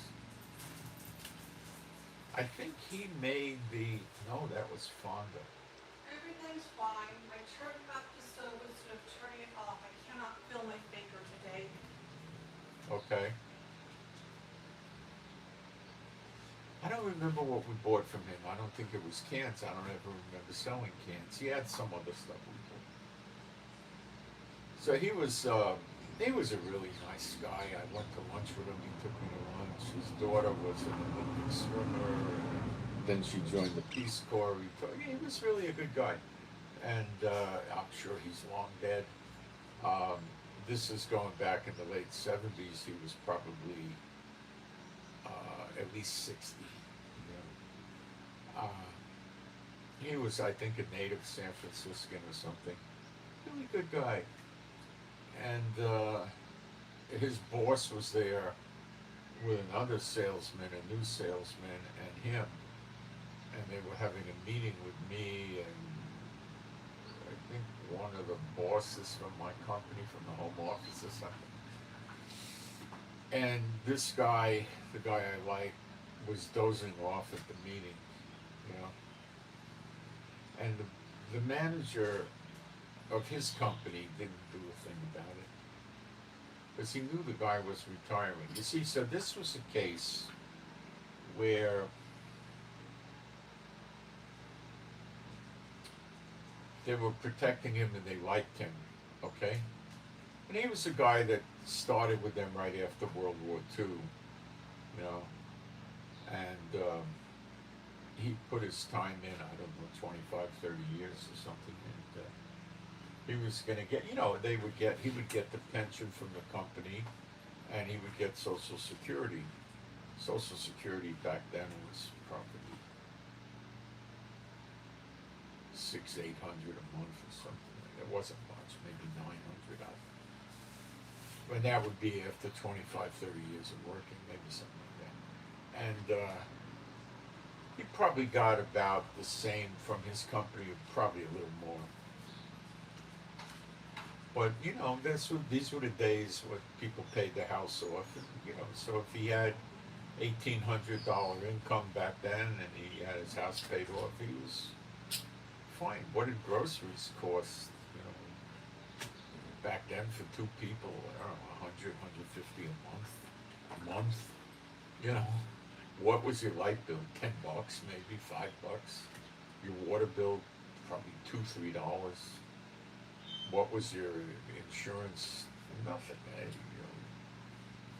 $10 a month, $20 a month for health insurance was dirt cheap. Car insurance, $100 a year, something like that. Everything was cheap. It was easy. Life was easy. So now I know another guy that worked for Lily Tulip. They made a lot of paper cups and paper products, and we had some of their products, not a tremendous amount of them. We had some. We didn't do a lot with that company. They were an anti-Semitic company, I believe. And the owner of the company I worked for was very big on not buying from anti-Semitic companies. And he, this guy that worked for that company was there about 17 years, 18 years, someplace like that. He was moving in on retirement, right? Now, if they're going to get rid of you before you retire, which back then companies did all the time, they wouldn't do it in year 19 and a half or 19, because then it would be so obvious. You just get a lawyer and boom, they'd lose in court. So they would do it around year 17 or 18. So a guy comes out from the home office, gives him 6 months pay, and kicks him down the road. 17 years, I think it was, on the job, and they just get rid of him. So he's an older guy now. You know, he was probably in his 40s, someplace in his 40s. And he was working with a big international company, and if he did another few years, he would have got a pension. But they didn't want to pay his pension. And then when he got his pension, they probably would have had to give him some sort of rights to the medical system, you know, the medical insurance. Maybe he would have had to pay in a cheap rate and get a medical insurance from them, through them, you know, very cheaply, like what the employees were paying. You know, they had 20, 30,000 people probably, so they were probably paying, what, $100 a year for health insurance, good health insurance with dental and everything, maybe less, you know. So they didn't want to do it, so they just threw him out in the street. So he had to get a job as a sales manager. He was a sales manager for them. He got a job as a sales manager for a local food and paper goods distributor to restaurants and stuff like that, which is taking like 2 giant steps down. Probably didn't have any pension rights or anything like that, you know. They just torpedoed him, you know. And you know what? This was common. This is the way they did it. Now, if you go back in time, this is when they were just starting to do it. If you go back to this was in the latter 70s. If you go back to the 60s, they weren't really doing that anymore. Even in the latter 70s, a lot of companies had still not gone down that road. Okay, they were still being honorable to their employees. They knew the last 4 or 5 years the guy was working for them. He might not be so sharp. He might be in his 60s, 60, and they didn't expect much from him. He went to work, and he took care of whatever customers they wanted to take care of. He probably didn't cultivate new business or go prospecting for new business. He went to the meetings, you know, he went through the motions, but his drive was gone. He had gotten as far as he was ever going to get in the company. He was getting older, and you know, he was ready to retire, and he just wrote it out. You know? You also saw this in law enforcement. I don't know if it's still the case today, but the last 2 years or so, maybe 3, in the federal law enforcement jobs, they didn't give the people like the special agents and stuff, they didn't give them much to do, because they didn't want them retired living in the Philippines or something, and then they had to testify in court, and then they had to subpoena him, and then they had to pay his airfare and his hotel, because they're dragging him to, you know, testify in Washington, D.C. or Atlanta, and they're dragging him from the Philippines or from Europe or wherever he went, you know, from Belize, and they gotta subpoena you, and then they gotta pay your airfare and your hotel. And they didn't want the guy gotta come or he loses his pension rights, and you know, he's gonna go. But they gotta pay for it. They can't say that the guy's living in Tokyo or Osaka, and they want him to come testify for a day or 2, and you know, how can they can't expect him to pay his own way, or they could be doing this to him 3 times a year. They could cause him financial problems, you know. They got to pay. So they didn't want him getting involved in anything, the guy. So they would use him to break in new agents, you know, take them out, do stories with them, teach them stuff, you know, simple stuff. Maybe they used him as a teacher or a trainer, or they kept him inside working on organization or record keeping and stuff like that. The last thing they wanted him doing was out there working in the field, developing new cases, and they didn't want that. So they get lazy. You know, the first 2 or 3 months, they put him on hold. You know, they put him in this kickback position. You know, he's still gung ho like he used to be, but you know, then he gets in the swing of thing and he realizes that all he's got to do is keep his nose clean. Yes, sir. No, sir. Right. And he's going to make retirement, you know. Now, these guys retire early. A lot of them are getting out and they're 42, 45 years old because they go in the military first, and that counts for their retirement. Because if you're in the military, you were a federal employee. So a lot of these guys are in the military for 3 years, so they just work 17 years in the law enforcement job. So they go in the military at 18, they're 21, add 17, you got 38 years old, and they're going out. A lot of them would go out right at 20, and then go get another job. And if you're at 38, you get another job, you're 58, let's say you fuss around, you're retiring from your second job at 60, because you took a year or two off to go to Disney or go to the beach in Hawaii or something, right? And then you get, they're out at 60 and now they're getting 2 pensions. And they could be getting Social Security on top of that.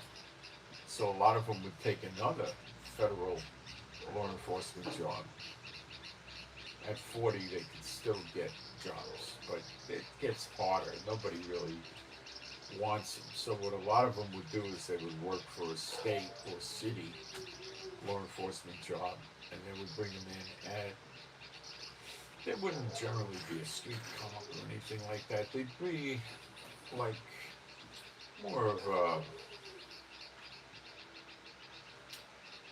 manager, a planner, a trainer, a teacher, a supervisor. You know, someplace where they're unlikely to have to make arrests or get into a gunfight or a fight or anything like that. You know? And they punched 20 there. Like one case, I know the guy went out. He went from the city job. He went out early, and then he became. He worked for California.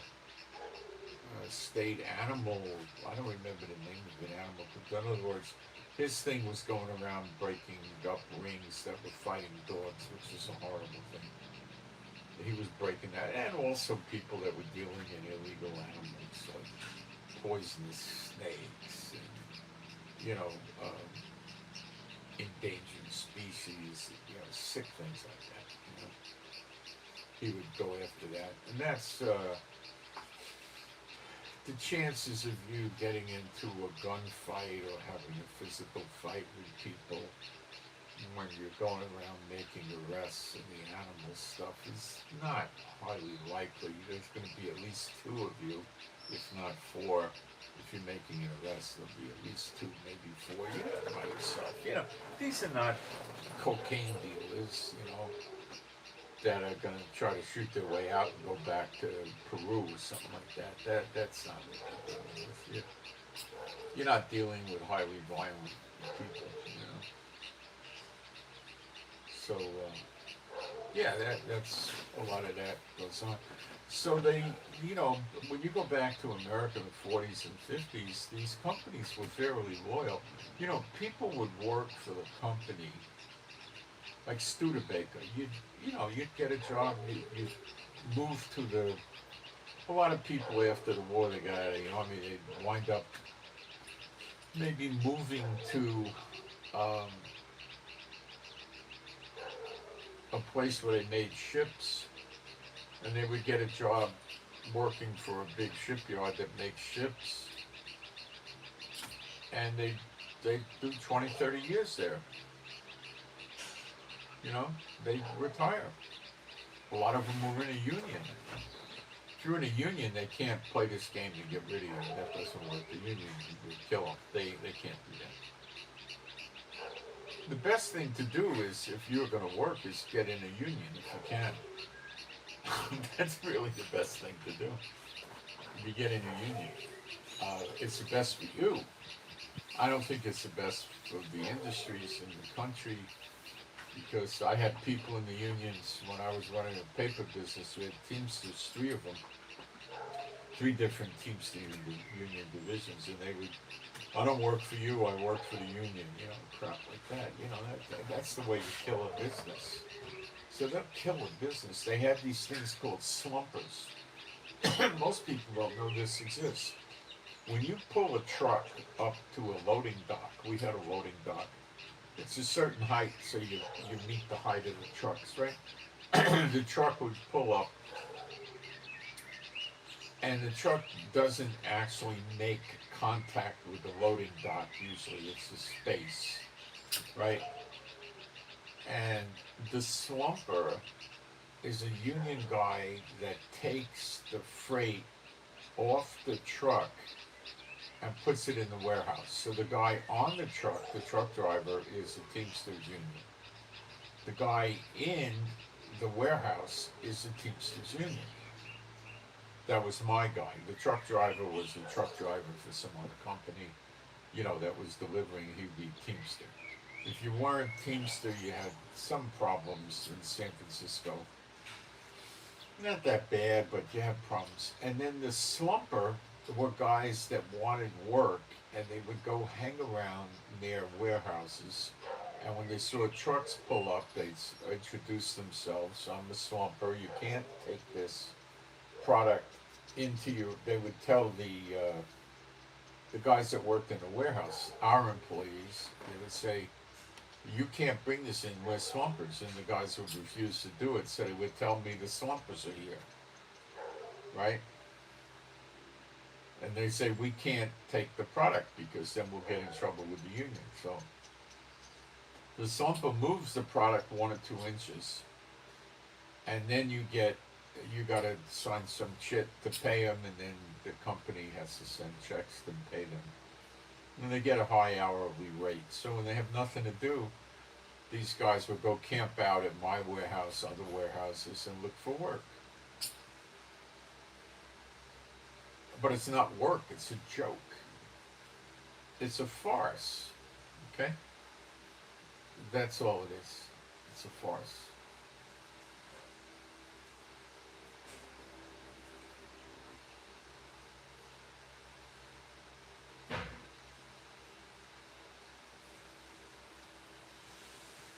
That's the way it worked. So,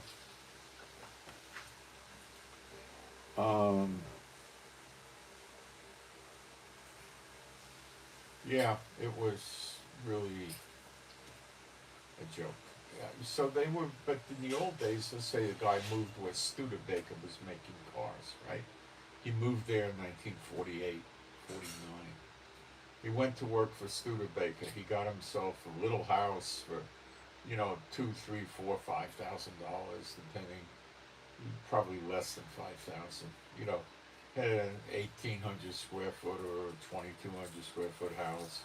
Sometimes they had an upstairs where there was 3 bedrooms, and downstairs you had a kitchen, you had a dining room, you had a den, you had a living room, and then you had a staircase upstairs, and you had 3 bedrooms, and you had the master bedroom had its own full bath, and then it had another bath in the hall, and there was the standard house, and a lot of times it had a 2-car garage and stuff like that. It had a backyard with a barbecue. Sometimes they put a pool in, whatever, right?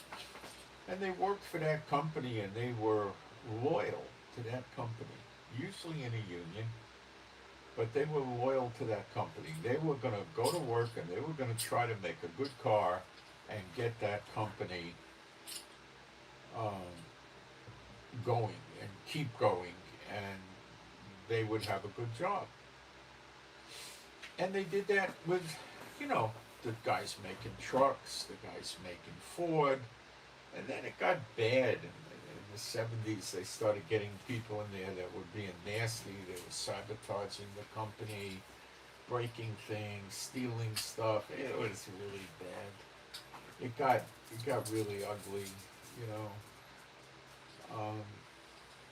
and the same thing went on with people making aircraft, people making tanks, people making air conditioners, furniture, and people who were going to work there and they were going to work at that place their whole life. Okay,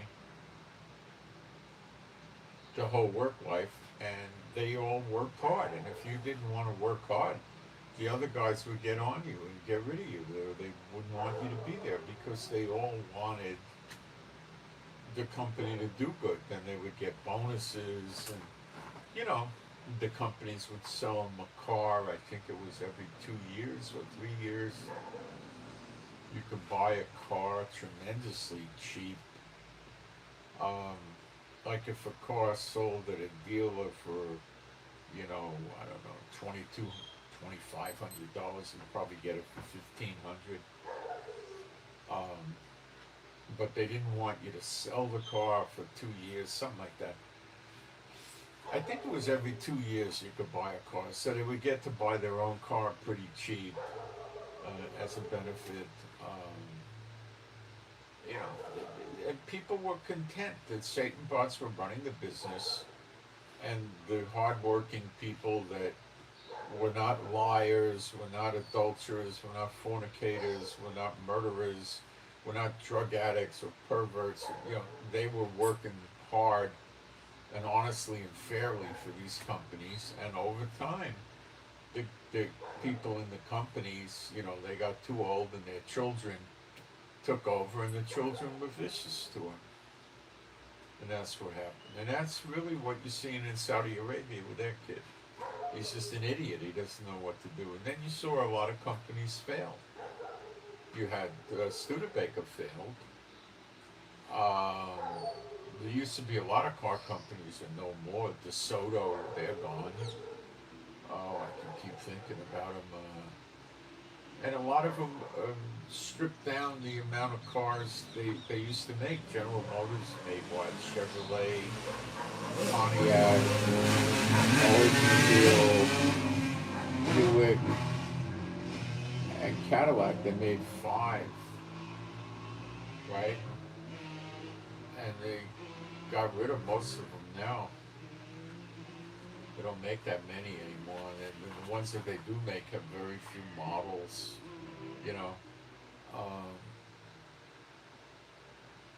Cadillac's still around, I guess.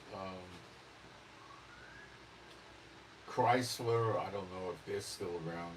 Dodge, they had, I don't know if Dodge is around. Dodge used to be a popular car, Dodge Dart and things. I don't think it exists anymore.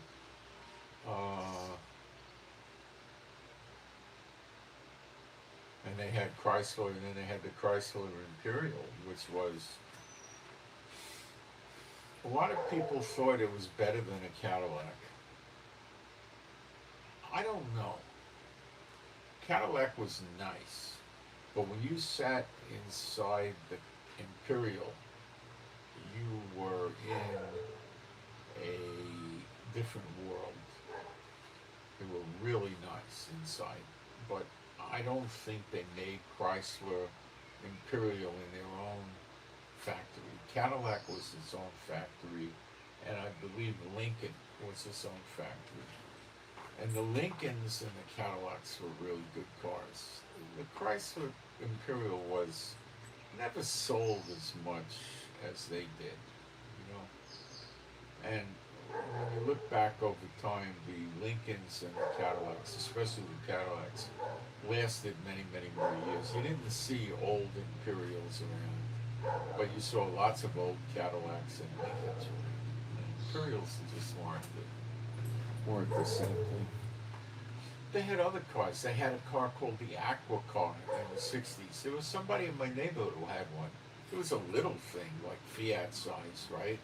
It had a little back seat that you could maybe get 2 people in and 2 people in the front seat. It was a convertible. And it had, I can't remember if it was 1 or 2 propellers in the back. So you could take this car, when you closed the door really closed and water wouldn't get in.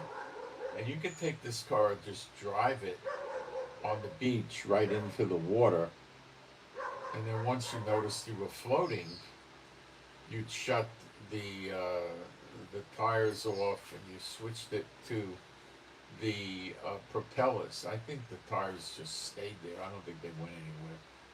And the propellers would be spinning, and you were really low in the water. The water, you were sitting, and the water line would be like where your waist was, and the the door, the piece of the door that kept you from the water was maybe that high. So any kind of a wave, more than 2 feet maximum, would wash you with water, unless you put the windows up and you picked up another foot and a half or something like that. But it was, I mean, if you put the convertible top up and kept your windows up, you would, you just crack the windows for air or something like that. You'd be pretty dry in a rough, a little bit of a rough weather, but it was by no means anything you had any business taking out in the ocean or anything like that. You could maybe, take it out a half a mile from shore, maybe that'd be even, that mile would probably be too much. It was really meant to go in a lake. Not a river, not a fast moving river, a lake, I think, would be the best recreational use with the waves of 3 or 4 inches. And you could run around with it in the, I don't know what you do with it. I don't believe you were able to water ski. It didn't go that fast. And then when you were bored with being in the water, you would just drive it up back on land.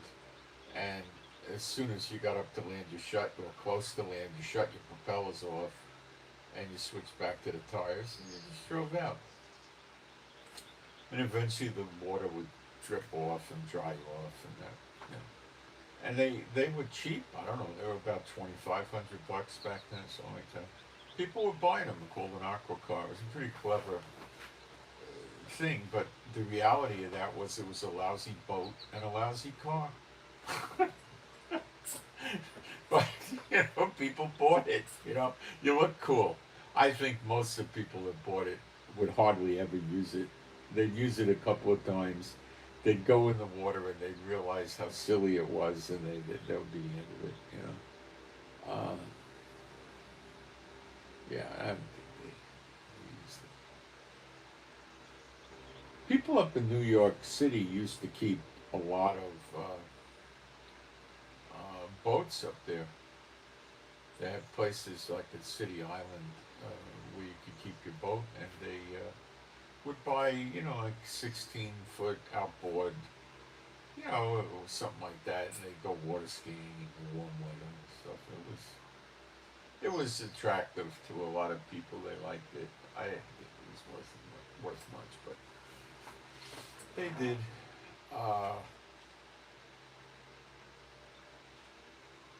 I went out on a guy with his boat once. We went out at night, just futzing around, and it was dark. You could barely see your hand in front of your face. And there were big ships pulling coal and things like that at night, blowing horns. I thought it was a very unsafe place. He had a spotlight on the boat, of course, but, I didn't think it was a real safe thing to do, to go futzing around at night over there. During the day, yeah, but not at night.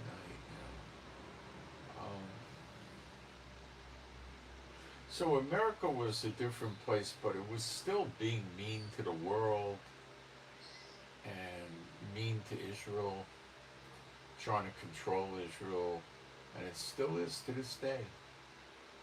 Trump controls Israel. Netanyahu was afraid to do anything without checking with Trump. Netanyahu doesn't call Trump up on the phone and say, "You better cut that crap out, Donald. Stop it now." That doesn't happen. It's the other way. Okay.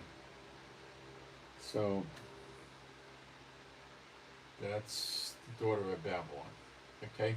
So now some of you might get some new insight into how to teach people this. But, those that don't have the everlasting life when Yeshua appears in the clouds, I don't believe are going to be having any desire to go. So many of them are just going to stay there. They're not going to go anywhere. They're going to go down with the ship.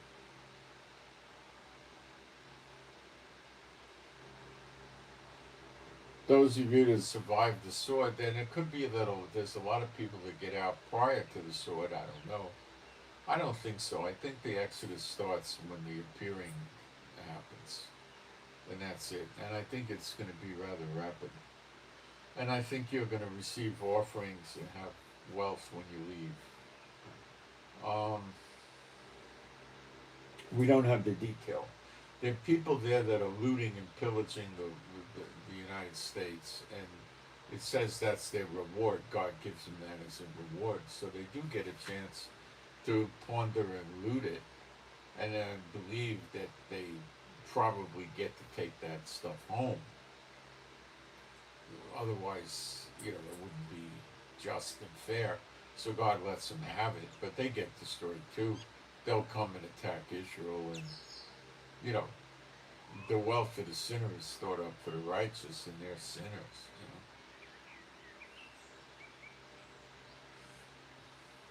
So you got to, if you don't know what I'm talking about here, read Matthew 24 verse 30, read Revelation 1 verse 7, read 1 John 3:2, read John 6 verse 40, then read Zechariah 12, and you get the idea. Read all of Zechariah 12, and you get the idea what's going on. Okay? So I'll get a prayer out. My Heavenly Father, Jehovah, I pray for me and my wife and all the true believers that we would have your strength, stamina, and endurance from you. We would have your healing and recuperative power flowing through us, and our animals and pets and ourselves would be safe, secure, and happy, healthy, and whole. I pray for the peace of Jerusalem, and I pray that I would be able to make better videos, and I pray that we all understand the Bible better, and I pray that if any of us need a job, we find a good job with good pay, and if any of us need clients or customers, we find them.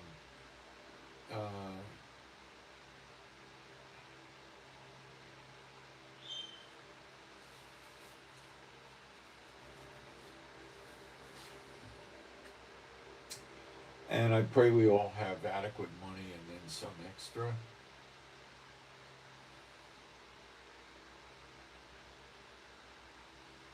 And I pray all this, my Heavenly Father, Jehovah, B'Shem, Yeshua, Mashiach, spiritual warfare. My Heavenly Father, Jehovah, I pray for me and my wife and all the true believers, their households and families, that if any of these people, of any of us, if these people have an unclean spirit, it gets thrown out of them immediately and never returns unto them again. And if they have any witchcraft or spells directed at targeting them, that be neutralized, cast off, loosed, and of no value or effect forever, never to return. And I submit all this to you, my Heavenly Father, B'Shem, Yeshua, HaMashiach. And you guys, if you're true believers, you can agree with all of this. I hope you got something out of this today. And I think it's an easy or a good way for you to teach it to others, I think.